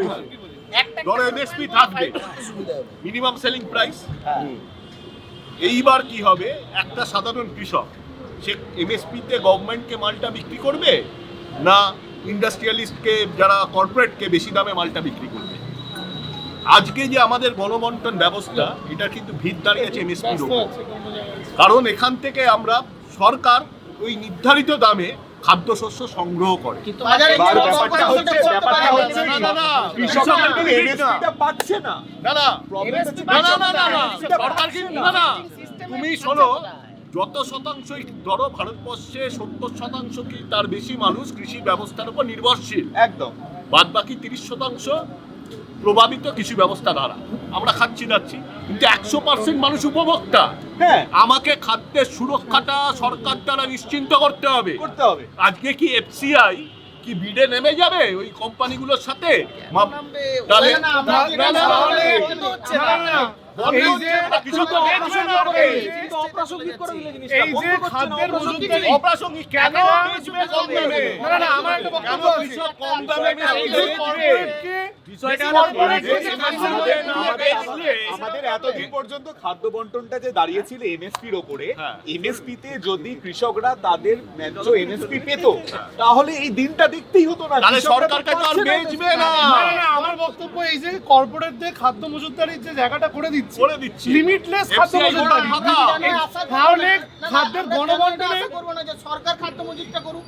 হ্যাঁ এক্স্যাক্টলি সরকার কেন খাদ্য মজুত না, না, করবে? সরকার আমাদের খাদ্য এত বড় মজুত ভাই করে না। মহামারী এমার্জেন্সি ভারতবর্ষে সিচুয়েশনের জন্য একই। যার ফলাফল এখন আমরা পেয়েছি ভারতবর্ষে recently। ওখানে বর্তমানে- কিন্তু আরে আমি একটা জিনিস ভেবে পাই না, ইন্ডিয়াতে- আমাদের বেসিক কনস্টিটিউশন কি বলা হয় যে আমরা সরকারকে নির্ধারিত ভোট দিই কেন, নির্বাচিত করেছি নির্বাচিত করি খাদ্য আমাদের বস্ত্র সুরক্ষার বাসস্থানের জন্য, সুরক্ষার আমাদের সবার জন্য। এবার সে সরকারি বলে না আমরা প্রাইভেট হয়ে যাবো। না, না, কিন্তু private এগুলো না, কি হবে? সরকার সরকারটা আমরা সিলেক্ট আমরা করছি কি কারণে? এত একটা বেসিসটা কি? country, ভোটিং যে সিস্টেম বেসিক country-তে- আচ্ছা এই কোয়েশ্চেনগুলোর থেকেও সব থেকে বড় কথা যে প্রোটেস্টটা তো চলছে প্রায় 1.5 মাস। আরো বেশি, আরো বেশি। 26 নভেম্বর শুরু হয়েছে। 26 নভেম্বর শুরু হয়েছে। প্রায় 2.5 মাস, ঠিক আছে। এই 2.5 মাসে একবারও আমাদের দেশের প্রধানমন্ত্রী বা হোম মিনিস্টারের কেন সময় হলো না যে এদের সাথে গুরুত্বপূর্ণ কথা বলেছে। আসলে এনাদের সাথে এসে দেখা করা। আমাদের 7 দফা বসা হয়েছে তো, এক 7 দফা বসা হয়েছে। কোনোভাবে 7 দফা না, আমি শেষ করি 7 দফা যখন বসা হয়েছে একবারও কেন প্রাইম মিনিস্টার বা হোম মিনিস্টার ছিল না, যারা বিকাশ বা একটা অত্যন্ত প্রোগ্রেসিভ ভারত হোম মিনিস্টার বলছে। আরে না না, বাবা দেখুন না, ইলেকশন নেই তো ওই জন্য বসেনি, ইলেকশন থাকলে বসে যেত। আমি পশ্চিমবঙ্গে বসছে না, পশ্চিমবঙ্গে গিয়ে খেয়ে আসছে, ওই জায়গাটাই আসছে। জেপি নাড্ডা, অমিত শাহ এসে গিয়ে খেয়ে আসছে, ওখানে ইলেকশন আছে নেই তো, কেন বসবে? আমি জানি না এটা বুঝতে হবে কতটা বিষয়টা। সত্যি, কিন্তু অমিত শাহ যখন প্রথম বেঙ্গলে ঢুকলো ওইটা থেকে একটু লাফিয়ে জাম্প করে বেঙ্গলে আসছি, কারণ বাঙালি তো বাংলা ছাড়া একটু কথা না বললে অপ্রাসঙ্গিক লাগে। তখন আমরা একটা দেখলাম অমিত শাহ একজনের বাড়িতে গিয়ে খুব সাত্বিক ভোজন করলেন, খুব খুব simple। কৃষকের বাড়িতে। কৃষকের বাড়িতে।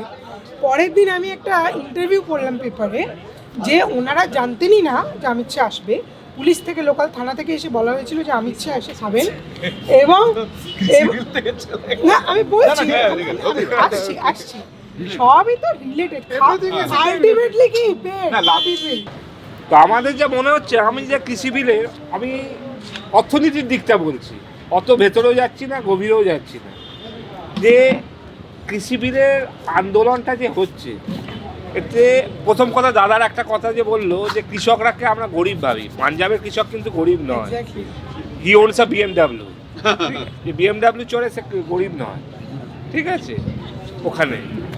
তা ঠিক আছে সে তাই জন্য তাদেরকে বার্গেন করে প্রাইভেট প্লেয়াররা হারিয়ে দিতে পারবে, সেটাও কিন্তু না আমি তাকে সেটা তার করিশ্মা আছে, সে বিএমডাব্লিউ চড়ছে। তার মানে একটা জিনিস হয়ে গেল যে কোর্টে বার্গেন করে এত সহজে কিন্তু হারাতে পারবে না বিএমডব্লিউ নিয়ে আসে। না না এই ব্যাপারে ঠিক আছে। এই ব্যাপারে একটা বক্তব্য আছে। সুতরাং ওই তাহলে ভয়টা কেটে গেল। আরো বড় দাদা পাঞ্জাবে কৃষক করো না, না সব প্রায় এইখানে একটা সমস্যা আছে, বলছি বাকি স্টেটগুলোর কৃষকরা যাচ্ছে না কেন প্রোটেস্ট? ওটা না কথা, সিভিল কোর্টে দিচ্ছে তো। এটা এখন বলেছে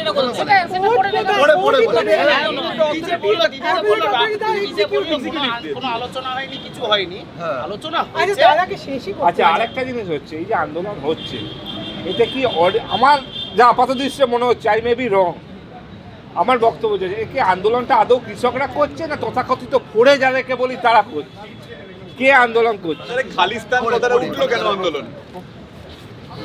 পড়ে মানে মিডিলম্যান, ব্রোকার মানে তো 100%। মিডিলম্যান 100% মানে এখন যারা আমার আন্দোলন থেকে বড় করছে, পড়ে আসছে এই ব্যাপারে নাকি? এখন যারা আমার থেকে আন্দোলন বড় করছে পড়ে তারা আসছে, 100% আসছে, এই নিয়ে ভীত তারা, তাই বক্তব্য তো। তারাই আন্দোলন করছে। আসল যে কৃষক কিন্তু আলু এখনো বিক্রি করছে 3 টাকা, হ্যাঁ। আমরা কিনছি গিয়ে 25 টাকা, 25 টাকা 30 টাকা হোয়াট এভার নেই, কিন্তু না না এর এখানে মাছ মাঝখানে আছে কিছু ফোড়ে আছে যাদের ক্যাপিটাল 1 লাখ টাকা, হ্যাঁ। এইবার যে ফোড়ে আসছে তার ক্যাপিটাল হলো 1 লক্ষ কোটি টাকা। এবার তাহলে আমি বলি এবার একটা কথা বলা আছে, প্রশ্ন আছে। আমরা যখন আমি অন্য প্রসঙ্গে আসছি, আমরা যখন ফুটবল খেলতাম বাঙালির আবেগ, মোহনবাগান, ইস্ট বেঙ্গল, কিন্তু আলটিমেটলি তো ইস্ট বেঙ্গল টিম করতে পারছিল না, সেই বাঙুলকে 1 লক্ষ টাকার ফোড়াকেই আসতে হলো। তুমি পয়সা দেবো না, আর যে পয়সা দেবে তার নিন্দা করবো না না না এটাও না তো ঠিক না নয়। না না না না তার মানে কি এটা পয়সা দিচ্ছে বলে এটাকে এনশিওর করা যাবে? 400 টাকা না না আমি গ্রামকে খাদ্য চালানো যাবে। সুরক্ষাটা বেচবো না পয়সার বিনিময়ে। ভারতবর্ষের খাদ্য সুরক্ষাটা আমি তো বেচবো সেটা না। বলছি না। একটা কথা একটা কথা একটা কথা হচ্ছে বুড়োদা, না না আমি যখন 1 লক্ষ টাকা দেবো এক মিনিট আমার না, দুটো না, প্রশ্ন আছে। দুটো প্রশ্ন। প্রথম প্রশ্ন হচ্ছে, দুটো প্রশ্নের মধ্যে প্রথম প্রশ্নটা হচ্ছে যারা প্রোটেস্ট করছে, এই যেখানে যখন রাজনৈতিকরণ ঢুকেই গেছে, সিপিএম বিজেপি আর কি, বিজেপি কংগ্রেস যখন ঢুকেই গেছে, আমার বক্তব্য হচ্ছে 2012 সাল আর কি যারা এখন প্রোটেস্ট করছে, স্পেশালি কংগ্রেস, 2012 সালে তারা যখন আরো বড় ফোড়ে, যার আরো বেশি টাকা আছে, ওয়ালমার্টকে আনতে চেয়েছিল, তখন তাদের এই মানবিকতা কোথায় গেছিল? এক প্রশ্ন, তারা তো 14 অব্দি ক্ষমতায় ছিল, আনেনি। না না প্রশ্ন না না তারা অব্দি 14 অব্দি ক্ষমতায় ছিল, আনেনি। এটা হচ্ছে একটা প্রশ্ন। সেকেন্ড প্রশ্ন হচ্ছে, এই যে আজকে ভাই বললো, খুব ভালো একটা জিনিস বলেছে যে 42,000 মান্ডি দরকার পুরো ভারতবর্ষকে বন্টন ব্যবস্থা ঠিক করতে। Right. তুমিও বল, এখন আছে 7,000। তো সেটা কি এটা তো 70 সরকার বলেনি, সেটা কি দেবেন্দ্র সিং হ্যাঁ, রেকমেন্ড করেছে। রেকমেন্ড করেছে। Recommend করেছে। দেবেন্দ্র সিং কি আগে এটা জানতেন না? হঠাৎ করে সকালবেলা ঘুম থেকে উঠে মনে পড়লো না 42,000 করে দিলে ঠিক হয়ে যাবে? এত বছর যখন আপনারা সরকারে ছিলেন, তখন আপনারা কেন করেননি যাতে এই দিনটা না আরে দেখতে ওই হয়? জন্য তো কংগ্রেসকে সরিয়েছে লোকে। এখন যদি এখন যা বিগত জেনে গেছেন 47,000 মান্ডি দরকার, আপনারা ওই পথে না হেঁটে কেন সাধারণ মানুষ আমাদেরকেও সরিয়ে দেবে। এবার আমার এই কথাটাই বলার ছিল যে তখন যখন কথাটা উঠলো, তার মানে এটা কি আপনি কি মনে করেন যে এই ইস্যুতে সাধারণ মানুষ বলতে হবে না পুরো। তুমি কি মনে করো ভাই সাধারণ মানুষের এই ইস্যুটাই সরকারকে সরিয়ে দেওয়া উচিত? আমাদের দেশে কিন্তু ইস্যু ভিত্তিক ভোট নেই, যেটা বাইরের দেশে আছে। সব জায়গায় আছে। এই নিয়ে কংগ্রেসের জামানে কত পার্সেন্ট এফডিআই আনতে চাইছিল কংগ্রেস, আর এখন কত পার্সেন্ট আনলো এফডিআই, সেটা আপনারা বলুন নিজেরা।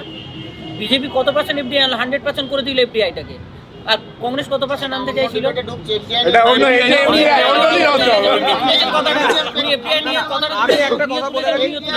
মেডিসিন একটা ইনজেকশন জাস্ট এখানে আন্দোলন কারা করছে আর কাদেরকে দিয়ে করানো হচ্ছে, এটা তো একটা খুব আচ্ছা আইনটা ঘটনা। পাঞ্জাবের গ্রাম পঞ্চায়েতের হেড, হ্যাঁ, সে গিয়ে তার গ্রামে একটা চিঠি বেরিয়েছে, টাইমস নাওতে এসছে ওপেন দুদিন আগে, ঠিক আছে? চিঠিটাতে বলেছে প্রতিটা কৃষি পরিবারের একজন করে ওই আন্দোলনে থাকতে হবে 7 দিন করে, যদি না থাকো তাহলে 1500 টাকা জরিমানা দিতে হবে। যদি জরিমানা না দিতে পারো, পয়সা না থাকে, তাহলে পরে সামাজিকভাবে বহিষ্কার করা হবে তার। না না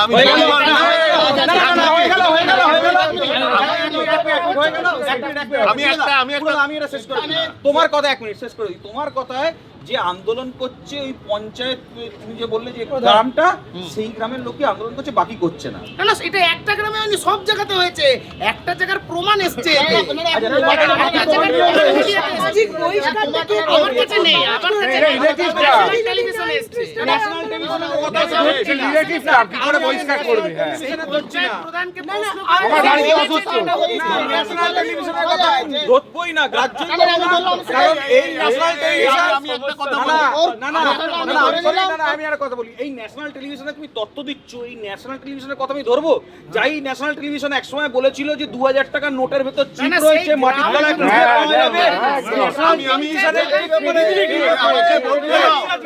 আমাকে বলতে দাও। এই যে জরিমানার ব্যাপারটা, একটা জিনিস জেনে খুশি হলাম, এই সিপিএম আমলে পঞ্চায়েতে জরিমানা করাটা স্টার্ট হয়েছিল। এটা সারা বাংলাতে ছড়িয়ে এখন পাঞ্জাব অব্দি পৌঁছে গেছে, এটা আমি খুশি না, হলাম। আমি তো এটাও খুশি না। এটা বিস্তার পঞ্চায়েত স্তরে জরিমানা। বাড়িতে বাড়িতে যাচ্ছে 10 টাকা এক মুঠো চাল দিন রাম মন্দির নির্মাণের জন্য। ওখানে একজন কৃষক গিয়ে বলেছে আপনার ছেলে পরিবারে একটা সন্তান যেন আন্দোলনে আসে। এটা আমাদের দাবি। আমি একটা কথা বলি, গল্পটা এই দিকে ভাবলেন কিন্তু এক সেকেন্ড। আর গোটা দেশের গোটা পুলিশ মিলিটারি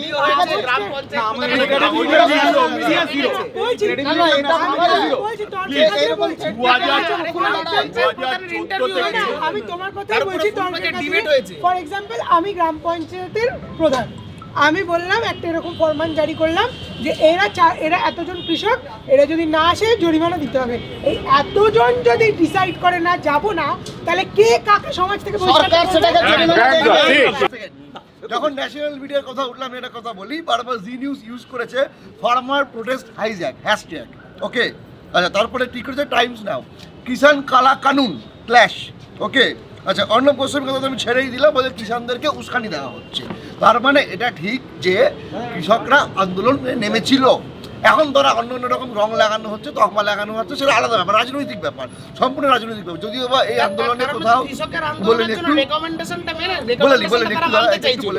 এই আন্দোলনে কোথাও এই আন্দোলনে কোথাও এখনো অবধি আমি কংগ্রেসের ঝান্ডা উঠতে দেখিনি, কিন্তু বিজেপির কিছু কিষাণ দল আছে, কৃষকদের সংগঠন আছে, তারা কিন্তু এটার সমর্থনে র্যালি বার করেছিল। তার মানে বিজেপি সরাসরি রাজনৈতিকভাবে ইনভলভ হয়েছে। আমি বলিনি, একটু বলেনি তারা, অন্য কোনো দল কিন্তু কংগ্রেস কিন্তু সক্রিয়ভাবে রাজনৈতিকভাবে ইনভলভ হয়নি। হ্যাঁ, আমি রাজনৈতিক দলকেই তো দেখছি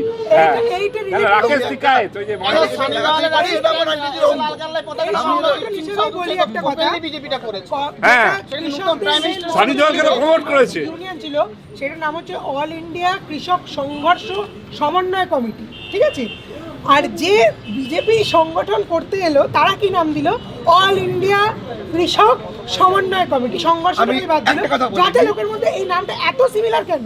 আমি একটা কথা বলি, তাদের মধ্যে আরো নাম ছিল, আমি একটা কথা বলি, আমি একটা কথা বলি, এখনো ভারতবর্ষে মোটামুটি দেখলে 27 কোটি মানুষ ক্ষুধার্ত থাকে, ঠিক আছে। এবং সেই জায়গায় দাঁড়িয়ে যদি আমরা দেখি যে যখন ছাত্ররা আন্দোলন করতে আসছে, তখন আরবান নাক্সাল কিংবা পাকিস্তানি কিংবা ইসলাম সমর্থন বলে দেওয়া হচ্ছে, ঠিক আছে। যখন বাঙালিরা জয় বাংলা বলতে আসে, বাংলাদেশি বলা হচ্ছে।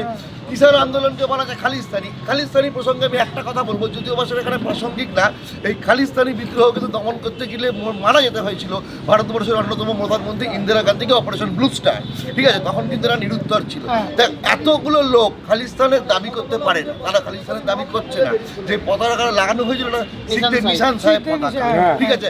হয়তো তার মধ্যে গুটি কিছু লোক সেই সমর্থক হতে পারে, কিন্তু মোদ্দা কথা হচ্ছে এই তৎকালীন বর্তমান সরকারও এই আইনে কৃষি আন্দোলনের পরে কিছু কিছু পরিবর্তন এনেছে, ঠিক, এটা তো ঠিক এনেছে, প্রপোজ করে আন্দোলন।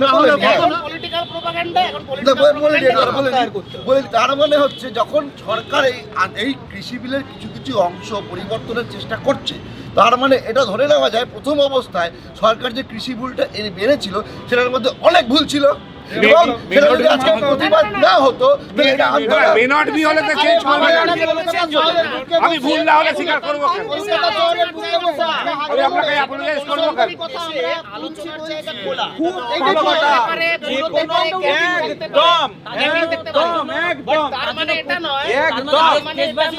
তার মানে এটা নয় প্রথম কথা যে আন্দোলনকারীকে 1500 টাকা দিয়ে 1500 টাকা বলবো যে তুমি আন্দোলনে আসো, নাহলে 1500 টাকা দিতে হবে, নইলে তোমাকে সামাজিক ভাবে প্রশ্ন।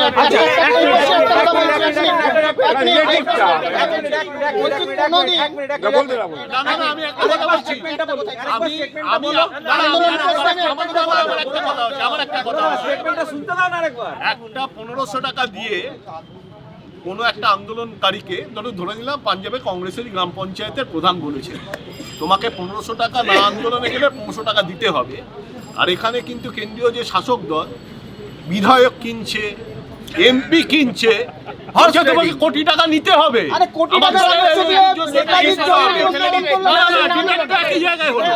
ছেড়ে দিয়ে চলে আসছি, টাকা নিতে হবে। তুমি আমাকে অফার করবে টাকা দিয়ে তুমি যখন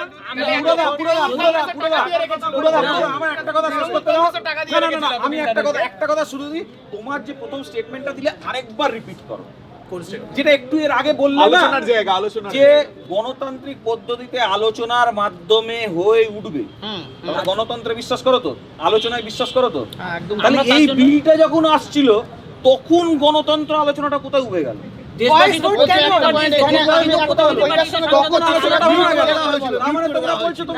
করে বলো একটা যোগ সিস্টেমটা হিপোক্রেসিতে পড়ে আছে। তুমি এখন বলছো গণতন্ত্র, না না না, আচ্ছা, সারি দেওয়ালের অ্যাসিস্ট্যান্ট উঠলো কি করে রেড কোটের সুরক্ষা বেগে?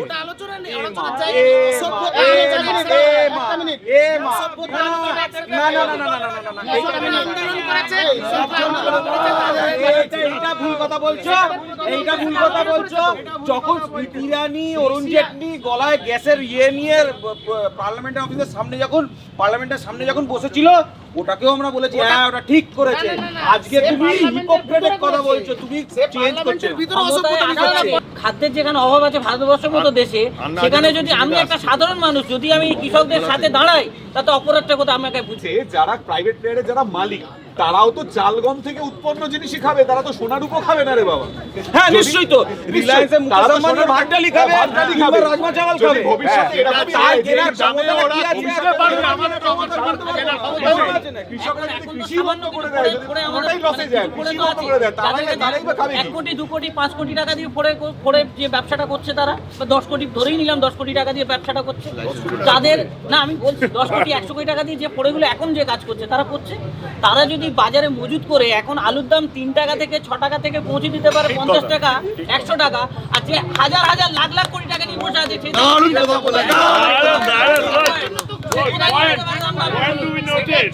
সেটার জন্য তো প্রাইভেট গভর্নমেন্ট দুটোই এক্সিস্টেন্সে রাখা হচ্ছে। আরে কিভাবে সম্ভব?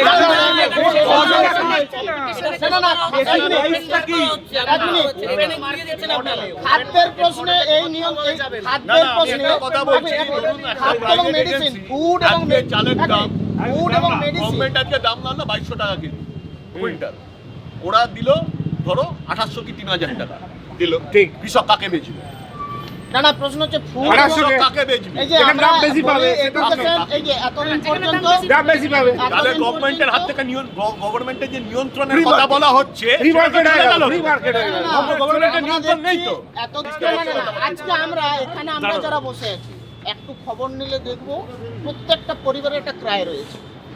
আমরা এখানে যতই চিৎকার চেঁচামেচি করি, যতই হই হুল্লোড় করি, বন্ধুদের সঙ্গে যতই আড্ডা দিই, পরিবারে ফিরে ক্রাইটা আমরা প্রত্যেকে ফিল করি, বা আমার পাশের বাড়ি দেখে ফিল করতে হয়। তার কমন ক্রাই দেখা যাবে কোনো একটা পরিবারে অসুস্থ হচ্ছে, চিকিৎসা হচ্ছে না, কমন ক্রাই হচ্ছে খাদ্য কেনার পুরো সামর্থ্য নেই। কালকে যে দামে সে খাবারটা কিনে যতটা কিনছিল, আজকে দেখলো দামটা বেড়ে গেছে, সে কম কিনে খাচ্ছে। পরের দিন গিয়ে দেখলো সে খাচ্ছে না, কেউ যদি দেয়, তারপরের দিন করলো সে লোন করছে কারো কাছে, তারপরে আরেকজন দেখলো ও তো রোজ লোন করে, তাহলে ওকে একটা কাজে ঢোকায়, বা এলাকায় যদি কোনো বিশেষ ধরনের গুন্ডাবাজির কাজ আছে, তাহলে সেখানে সে সাথে সাথে ঘুরবে। এটা ফ্যাক্ট তো, স্বাধীনতা 74 বছর, এটা একটা স্টেটের নয়, সমস্ত স্টেটের ফ্যাক্ট। তাহলে আজকের প্রশ্নটা হচ্ছে, আজকে আমরা কোন জিনিসটাকে প্রাইভেটাইজেশনের জন্য এন্টারটেন করব কি করব না, এই নৈতিকতাটা কে ঠিক করবে? গভর্নমেন্টকে ঠিক করতে হবে যে কোনটার প্রাইভেটাইজেশন হবে। আমি কার প্রফিটের কথা ভেবে দেশকে ভাববো? আদানি আম্বানির? দাঁড়াও, সে ইয়ে হয়ে যাবে। আমি আদানি আম্বানি যা সিম্বল, নট এ পার্সনের কথা বলছি না। আজকে আমরা যে সকালবেলা যে বাজারে তোমরা খেয়াল করবে, প্রত্যেকটা বাজারে যাবে 12টা-1টার দিকে, দেখবে কিছু লোক কিছু জিনিস ঢেলে দিয়ে চলে যায়, নিয়ে যেতে গেলে তার ভাড়াটা আর হয় না, শাকপালা যেগুলো সস্তায় বেঁচে দেয়, বেঁচে দেয় না, কানতে কানতে বাড়ি ফেরে, কানতে কানতে বাড়ি ফেরে। আমরা সেই কান্না দেখতে পাই না। আমরা অনেকে শেষে গিয়ে দর কষাকষি করে, যেটা 20 টাকায় বেচছিল সেটা 5 টাকা দিয়ে তুমি দাও, তা বলে 5 টাকা যদি পাই চাইনি, দেখা যাবে 5-7 দিন 10 দিন পর ওই জায়গায় আরেকজন এসে বসে, তারপরের দিন আরেক জায়গায় বসে। আজকে গোটা দেশে যখন আস্তে আস্তে দেখা যাবে 86% মানুষ যাদের কোনো জমি নেই, কিন্তু জমিতে তারা প্রোডাকশন করে, 47% ল্যান্ডে তারা প্রোডাকশন করে, 40% মানুষ যারা বড় চাষি, এই যে কথাগুলো আসছিল, যারা বড় চাষি জোরদার। 1970-তে যখন সবুজ বিপ্লবের কথা বলা হয়, এটাকে সবুজ বিপ্লবী বলা হয়, যে বিশাল বড় বড় জোটকে কেন্দ্র করে পাঞ্জাব এবং হরিয়ানাতেই সব থেকে বৃহৎ যেটা কৃষি বিপ্লব ভারতবর্ষে বলা হয়, সো-কল্ড এগ্রিকালচারাল রিভলিউশন, যেখানে গোটা ভারতবর্ষের গমের মার্কেট মূলত নিয়ন্ত্রণ করে পাঞ্জাব এবং হরিয়ানা।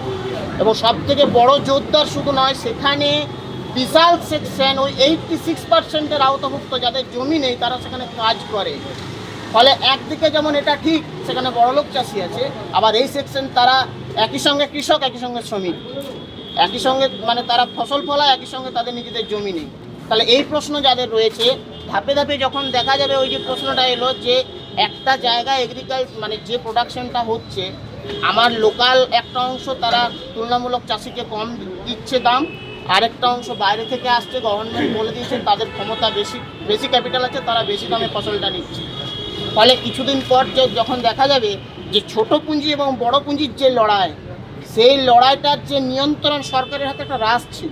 কি ছোট পুঁজি বড় পুঁজির লড়াইটা হচ্ছে নর্মালি যেটা দাঁড়ায়, আমি দাদার থেকে শুনে যে কোনো গোটা কান্ট্রি জুড়ে এই যে এক একটা সেক্টর গভর্নমেন্ট একটা অ্যাক্ট আনে, একটার আগে মার্কেটিং সার্ভে হয়।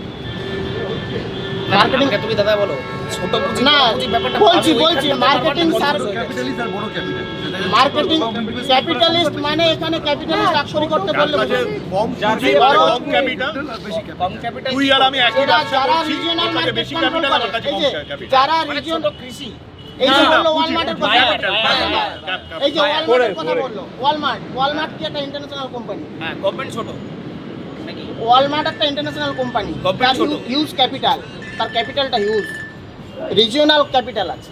আজকে তুমি যদি কোলে মার্কেটে যাও, কোলে মার্কেটে ছোট ফোড়ে আছে, আবার ফোড়ে শুধু নয়, ওখানে যারা স্টোর হাউসগুলো যারা চালায়, অনেক ক্ষেত্রে গভর্নমেন্টের অ্যাক্ট মেনেই তারা স্টোর হাউসগুলো চালায়। বড় সেখানে- ব্যবসায়ী। হ্যাঁ বড় ব্যবসা। এবার ছোট ব্যবসায়ী বড় ব্যবসায়ী একই সঙ্গে একটা কোম্পানির যখন আসবে তখন সে শুধু এক ব্যবসায়ী শুধু নয়, সে একই সঙ্গে ব্যবসায়ী, একই সঙ্গে সে ক্যাপিটালিস্ট।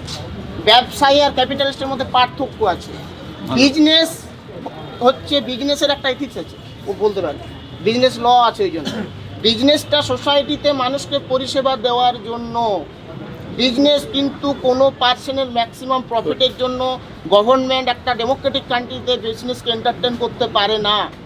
বিজনেসটা ততক্ষণ পর্যন্ত এন্টারটেন করা যায় যতক্ষণ পর্যন্ত একটা প্রোডাকশনকে সমস্ত মানুষের মধ্যে ডিস্ট্রিবিউট করা যায়। দাদা কিন্তু প্রশ্নটা এখানে দাঁড়ালো, কৃষি বেশি দামে কম দামে গভর্নমেন্টকে বিক্রি করবে না বেশি দামে প্রাইভেট কোম্পানিকে বিক্রি করবে, এটা আমাকে বলো। কম দামে কৃষি প্রশ্ন হচ্ছে বেশি- আমি confused হয়ে প্রশ্ন হচ্ছে একটা গভর্নমেন্ট যখন কোনো একটা আইন আনতে যায়, তাকে একটা সাস্টেনেবল ডেভেলপমেন্টের কথা ভাবতে হয়। সবার সাস্টেনেবল ডেভেলপমেন্টের কথা ভাবতে হয়। সাস্টেনেবল ডেভেলপমেন্ট মানে হচ্ছে আমি একই সঙ্গে আমার প্রোডাকশন সিস্টেমটাকে বাঁচিয়ে রাখবো, প্রোডাকশন সিস্টেমের যারা ওয়ার্কার লেবার তাদেরকে বাঁচিয়ে রাখবো, প্রোডাকশন সিস্টেমের মধ্যে আমি যে ডিস্ট্রিবিউট করছি যে যারা কনজিউমার তাদেরকে আমি বাঁচিয়ে রাখবো। বেশি ইনভেস্টমেন্ট আসছে তাতে বাঁচবে না, হ্যাঁ? বেশি ইনভেস্টমেন্ট এ- আসছে না, না, না, government আসছে, এরা হচ্ছে- private আসছে, এক তাতে মিনিট, বাঁচবে না। এই যে investment কথাটা ইনভেস্টমেন্ট কথাটা ব্যবহার করলে, ইনভেস্টমেন্ট কথাটা ওর এখন পুঁজিটা তুই রোল করাতে পারবি না, মানুষের- ওর পুঁজিটাও রোল করিয়ে দেবে মানুষের মানুষ। গন্ডগোলটা কোথায় ঠিক, দাঁড়িয়েছে? সুযোগ শোনো, দেবে, ইকোনমিক্সে ইনভেস্টমেন্ট এই টার্মিনোলজিটা মানে ইনভেস্টমেন্ট মিন্স তোমার তার সঙ্গে প্রফিট যুক্ত হয়ে আছে। আচ্ছা আমি এবারে এটা মানে অ্যালটমেন্ট নয় এক কিন্তু সেকেন্ড, যেটা প্রথমে গভর্নমেন্টকে অ্যালট করতে হয় মানি। রাজীব একটু একটা কথা বলি, পুঁজিপতি যেটা প্রথমে invest করে। বলেছিল যে গণতান্ত্রিক দেশে সবার গণতান্ত্রিকভাবে একটা আন্দোলন করার অধিকার আছে। তো ভালো কথা, ধরে নিলাম যে কৃষকদের মধ্যে এখন হয়তো আন্দোলনে যেটা অঙ্কিত বলছে কিংবা প্রসেনজিৎদা বলছে খালিস্তানি কিংবা 1500 টাকা চিনি ধরে নিলাম, হয়তো কোনো নেতিবাচক ক্ষেত্রে আমি সত্যি কথা ধরে নিতে পারি, কিন্তু সেই জায়গায় দাঁড়িয়ে যখন আন্দোলনটা প্রথম স্তরে শুরু হয়েছিল তারপর থেকে এখনো পর্যন্ত সরকার কৃষকদের কিছু দাবি মনে করেছে যে মেনে নেওয়া উচিত, ঠিক তো? বৈঠক হওয়ার পরে তাহলে প্রথম স্তরে যখন আন্দোলনটা শুরু হয়েছিল একদম ইনিশিয়াল ফেজে গণতান্ত্রিকভাবে আন্দোলন করেছিল, কোথাও লালকেল্লায় পতাকা লাগানো হয়নি, কিচ্ছু হয়নি, কোনো ডিসপুট হয়নি, তাহলে তখন কেন লাঠি চার্জ এবং কাঁদানে গ্যাস এবং ওয়াটার কামান ইউজ করা হলো? প্রসেনজিৎ দা বলো এটা। না না, আগে একটা কথাও বলেছে। একটু দাঁড়া। আমি আমি অন্য একটা পয়েন্ট বলবো। এটা বলিনি প্রসেনজিৎ না দা? এরকম কোনোদিনও কোনো আন্দোলনে হয় না। দেশ স্বাধীন হওয়ার পর কয়েকটা ঘটনা বাদ দিলে, এটা তো জালিয়ানওয়ালাবাগ না যে ব্রিটিশ সাম্রাজ্য রয়েছে, যে কোনো লোক কেউ পরিস্থিতিটা protest ওরকমই করছে, তৈরি করে দেওয়া হতো পাঁচিল তুলে ঘিরে। কেউ প্রোটেস্ট করছে, কেউ দাঁড়িয়ে প্রোটেস্ট করছে আর হঠাৎ করে গুলি চালিয়ে দেওয়া হলো, কেউ দাঁড়িয়ে প্রোটেস্ট করছে হঠাৎ করে লাঠি চার্জ করে দেওয়া হলো। তার কারণ হচ্ছে যখন একটা কোভিড সিচুয়েশনের পর অনেক দিন যখন বর্ডার বন্ধ ছিল, বর্ডারটাকে যখন খোলা হলো প্রথমবার, বর্ডারটা খোলার পর নর্মালাইজ হওয়ার সময় বর্ডার বন্ধ করে যখন আন্দোলন হচ্ছিল, বর্ডারের রাস্তা বন্ধ করে বর্ডার আটকে যখন আন্দোলন হচ্ছিল, তখন সেই বর্ডার খোলা নিয়ে, সেই বর্ডারে একটা জায়গা দেওয়া নিয়ে যাতে বর্ডারটাও খোলা থাকে, তারা আন্দোলনও করতে পারে, সেই কনফ্লিক্টের ক্ষেত্রে কিন্তু এগুলো হয়েছে। একটা কথা ঝামেলা হয়েছে বলে একটা কিন্তু কথা আমি হয়েছে। বলি, একটা কথা। গভর্নমেন্ট নিজে থেকে রাস্তা কেটে দিচ্ছে কেন? সব থেকে বড় কথা হচ্ছে না আমি একটা কথা বলবো, গভর্নমেন্ট নিজে থেকে রাস্তা কেটে এখানে আমি একটা কথা বলবো, আমার কিছু মেডিকেল স্টুডেন্ট ওখানে আছে আমি বলছি বলে নিই আগে। তাহলে এটা আমরা ধরে নিতে পারি যেহেতু সরকার এই অবস্থায় দাঁড়িয়ে এটা সমর্থন করেছে কিংবা প্রস্তাব আনছে যে এই কৃষি বিলের কিছু পরিবর্তন করা দরকার, ঠিক? অ্যামেন্ডমেন্ট, হ্যাঁ। তাহলে এটা ধরে নেওয়া যায় যে প্রথম অবস্থায় সরকার যে কৃষি বিলটা এনেছিল তার মধ্যে ভুল ছিল এবং এই আন্দোলনটা হয়েছে বলেই সরকার বাধ্য হয়েছে করতে। যদি আন্দোলনটা না হতো তাহলে সরকার ভুল জিনিসটা ইমপ্লিমেন্ট করতো। আলোচনার জায়গা সব পার্লামেন্টেও জায়গায় আছে। আলোচনা হতো, যদি তাহলে এটা- হয়তো এই ভুলগুলো যদি সরকার এটা বাদ পার্লামেন্টে দিত। voice vote হয়ে গেল। আন্দোলনের পর সরকার যদি আর কি আইনটাকে অ্যামেন্ডমেন্ট করতে পারে, কিছুটা চেঞ্জেস আনতে পারে, এটা যখন যেমন ঠিক, এটা যেমন একটা কয়েনের একটা পিন, যে কিছু আন্দোলনের পরে আর কি কৃষক আন্দোলনের পরে সরকার কিছু কিছু জিনিস চেঞ্জ করেছে কিংবা চেঞ্জ মানে করতে আমি বলে বাধ্য হয়েছে। যাই হোক, তার মানে সরকার অ্যানালিসিস করতে ব্যর্থ প্রথম অবস্থায়। সরকার চেঞ্জ করেছে, সরকার যেটা করতে পেরেছে কি সরকার আমি বলে এই একটু বলে নিই, বলে নিই। সরকার চেঞ্জ করেছে কিংবা চেঞ্জ করতে বাধ্য হয়েছে। যাই হোক, যখন এটাও ঠিক হ্যাঁ, যে হয়তো মেবি কৃষি বিলে কিছু ভুল ছিল, আমরা ধরে নিচ্ছি তর্কের খাতিরে, তাহলে এটা ঠিক ভুল ছিল। তার জন্য সরকার এটাকে চেঞ্জ করতে বাধ্য হয়েছে। হয়েছে। তার মানে আমাকে এটাও মানতে হবে যে সরকার কৃষকের কথায় যেহেতু আর কি বাধ্য হয়েছে কিংবা করেছে, চেঞ্জ করেছে, তার মানে সরকার কৃষকের যাতে ভালো হয়, কৃষকের দিকে তাকিয়ে এই বিলটা এনেছে, সেটাকেও আমার মানতে হবে। যদি সরকার রিজেক্ট থাকতো কথা, আমি যে বলবো। আমি যেটা করছি এটাই ঠিক, কেউ কিছু বলতে পারবে না, এক সেকেন্ড, কেউ কিছু বলতে পারবে না, আমি এটা বলছি না, সেটা সরকার কি করছে? সেটা কেউ বলতে পারবে না। তাহলে সরকার পয়েন্ট যেটা প্রথমেও মানেনি, আজকে এটাও মানে না। আমি বলে নিই। সরকার কি করতে পেরেছে না? প্রথমেও মানেনি, আজকে যেটা এটাও নিয়ে মানে problem, না। যেটা নিয়ে আসল problem। না, সরকার কি প্রথমেও করতে তিনটে পেরেছে? নিয়ে প্রবলেম ছিল, আজকে এটাও তিনটে নিয়ে এক প্রবলেম। সেকেন্ড, এক সেকেন্ড। এই ঠিক ভুলটা বিচার করবে শুধু সরকার, কৃষকরা নয়। কারণ সরকার যখন মনে করলো কৃষি বিলটা আনা উচিত, এনে দিল। সরকার যখন আন্দোলনের পরিস্থিতিতে চাপে পড়ে মনে করলো যে বিলটা ভুল আছে, ঠিক করা উচিত, তখন ঠিক করে নিল। মানে কৃষকদের ঠিক করার কোনো অধিকার নেই। তারা এখনো বলছে আমাদের বিলটা আমাদের কাছে ঠিক নয়, মানে সরকারই শুধু ঠিক করে যাবে, কৃষকরা গণতন্ত্র ঠিক করতে পারবে না। সরকার হয়তো দুদিন বাদে বোধোদয় হবে। পশ্চিমবঙ্গে মমতা ব্যানার্জির সরকার এই 10 বছরে কতগুলো কৃষি মান্ডি তৈরি করেছে, একটু পরিসংখ্যানটা দেখলেই বোঝা যাবে যে সে কতটা কৃষি নিয়ে চিন্তা ভাবনা করেছে কৃষিকে ডেভেলপমেন্ট করবার জন্য। এক, দ্বিতীয়ত পশ্চিমবঙ্গ সরকারই একমাত্র সরকার যে কৃষক বন্ধু প্রকল্পের মাধ্যমে একদম প্রান্তিক শ্রেণীর কৃষককে সরকারের মাধ্যমে সরাসরি কিছু হলেও সুবিধা করে দেওয়ার চেষ্টা করছে, যাতে কৃষকও বেঁচে থাকতে পারে। কৃষকের জন্য করছে, কৃষকের জন্য এবার করছে। কথাটা সিঙ্গুরের হলো- জমিটা তার চাষ করা যায় না। একদম, সিঙ্গুরের জমিটা তার চাষ করা গেল না। সিঙ্গুরের জমিটা কনক্রিট করা, যেই চাষ করা সিঙ্গুরের যায়নি। জন্য সিঙ্গুরের আন্দোলনটা তো কৃষকদের আন্দোলন ছিল, মানে অনিচ্ছুক কৃষকদের আন্দোলন ছিল। সেই সময়কার পশ্চিমবঙ্গ সরকারের যারা ক্ষমতাসীন ছিল তারা কিন্তু জমিটা কৃষকদের কাছ থেকে কৃষকদের বুঝিয়ে বা কৃষকদের কনভিন্স করে নিতে পারেনি। তারা কোনো শিল্পপতিকে সুবিধা করে দেওয়ার জন্য অনিচ্ছুক চাষীদের অন্ধকারে রেখে এই জমিটাকে কিন্তু দখল করেছিল। জমিটাকে কিন্তু দখল করেছিল। সবার আগে একটা জিনিস মানতে হবে যে কৃষকদের বা যে যারা আন্দোলনটা সাপোর্ট করছে তারা সরকারের থেকে আস্থা পাচ্ছে। সবার আগে এটা যদি অ্যাকনলেজ না করি যে সমস্যা আছে, তাহলে সমস্যার সমাধান পাওয়া যাবে না। সমস্যা আছে বলি তো সরকার সমস্যা আছে হ্যাঁ। এবং লোকে কৃষক আস্থা হারিয়েছে। দ্বিতীয়ত ও একটু আগে কথাটা বলেছিল যে আমার গভর্নমেন্ট হসপিটাল খারাপ প্রোটেস্ট অবস্থা। করা মানে আস্থা হারিয়ে এক যাওয়া। মিনিট, প্রোটেস্ট Let করা me মানে finish. আস্থা হারিয়ে যাওয়া। হ্যাঁ, আস্থা হারিয়েছে। ইস্যুর ভিত্তিতে আস্থা হারিয়েছে। আস্থা হারিয়েছে, সেই জন্য এতগুলো আস্থা হারিয়েছে। ও একটা ভালো পয়েন্ট না, এই বারবার করে কৃষকরা বলার যখন চেষ্টা মন্দিরে করছে, ওর গলাটা শোনা যাচ্ছে না। ভিক্ষা সেটা করবে, হচ্ছে ওর একটা ভালো কথা বারবার বলার চেষ্টা করছে, যেটা শোনা যাচ্ছে না। সেটা মানে হচ্ছে আমার কোনো জিনিসকে আমি প্রাইভেটের হাতে দিয়ে দিচ্ছি, এই কথাটাই ভুল। আমি প্রাইভেট সেক্টরকে সুযোগ দিচ্ছি, মানে আমি আমার ইনফ্রাস্ট্রাকচার Let me finish. সরকারি যারা সরকারি বলবো না কোম্পানি গভর্নমেন্ট যারা চালায়। চালাচ্ছে সরকার তারা মনে করছে কিছু লোক কৃষকদেরকে খেপাচ্ছে, তাই তো? তাদেরকে ভবিষ্যৎটা যে অমালুক যে ভবিষ্যৎ সেটাকে দেখাচ্ছে, এটা হবে না কিন্তু এটাকে প্রোটেক্ট করে দেখিয়ে তাদেরকে খেপাচ্ছে, তাই তো? এই চুক্তি চাষের অভিজ্ঞতা ব্রিটিশ আমলে আমাদের আছে তো? নীল চাষ। নীল চাষ করা? এটা ভবিষ্যৎ না, আমরা অতীতকে স্মরণ করলাম আর কি, যে এখানে চুক্তি চাষ বলে এমন সময় আসতে পারে, ধরো বাণিজ্যিক ফসল চাষ হতে পারে, সেখানে খাদ্য ফসল অবহেলিত হতে পারে, নতুন আইন খুব নয়, আবিষ্কার নয়, মানে আবিষ্কার নরেন্দ্র মোদীর এটা আবিষ্কার আইনটা ব্যাপারটা এরকম না। আইনটা অলরেডি জানি আগুনে হাত পড়ে হ্যাঁ, পুড়েছে ঠিক আমাদের, আছে, মানে আর আমাদের- আমরা পুড়তে দেবো না, ঠিক গল্পটা আছে, হচ্ছে এখানে। হচ্ছে। এইবার এগিয়ে যাও, আরেকটা এগিয়ে কথা, যাও, এই দেখো, যে মেকানিজম, তারপর। এই যে কর্পোরেট ইনভলভমেন্টের যেটা খুব আমার যেটা আশঙ্কা হচ্ছে, আমি ধরো একটা আলোচনার মাধ্যমে আশারও যেমনি কথা শোনা যায়, আশঙ্কার কথা শোনা যায়, আমার যেটা আশঙ্কা হচ্ছে আজকে যাদের বড় বড় জমি আছে, যদি কর্পোরেট এখানে চলে এলো, তোমরা যেটা সরকারি পক্ষ চাইছে কর্পোরেট ইনভলভমেন্ট, কর্পোরেটের কিন্তু বড় বড় জমির সাথে চুক্তি করাটা অনেকটা সোজা।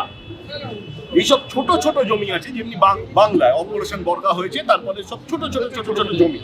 এইবার এই ক্ষেত্রে কর্পোরেটরা কি মেকানিজম নেবে, এটাও কিন্তু ওরাও তো চাইবে। একটা কর্পোরেটদের মেন উদ্দেশ্য হলো পুঁজিটাকে রোল করানো, একটা পুঁজি রোলিং এর স্যাচুরেশন পয়েন্ট আছে, সেই জমি point- হাঙ্গর একটা কথা আছে, হ্যাঁ, এইবারে কি করবে? জমি হাঙ্গর এগুলো তো এগ্রিমেন্ট গুলো তো এগ্রিমেন্ট না, গভর্নমেন্ট দিয়ে তখন কি হবে? আমার আশঙ্কার কথা বলছি ভাই।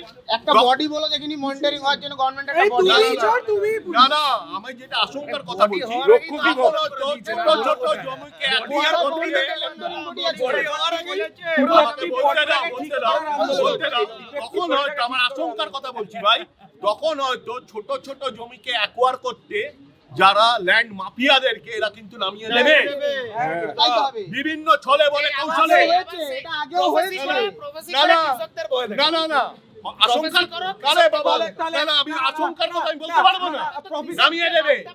না না, সে লাভটা না না, সে লাভ আলটিমেটলি পাচ্ছে না, সে লাভটা নামিয়ে দেবে।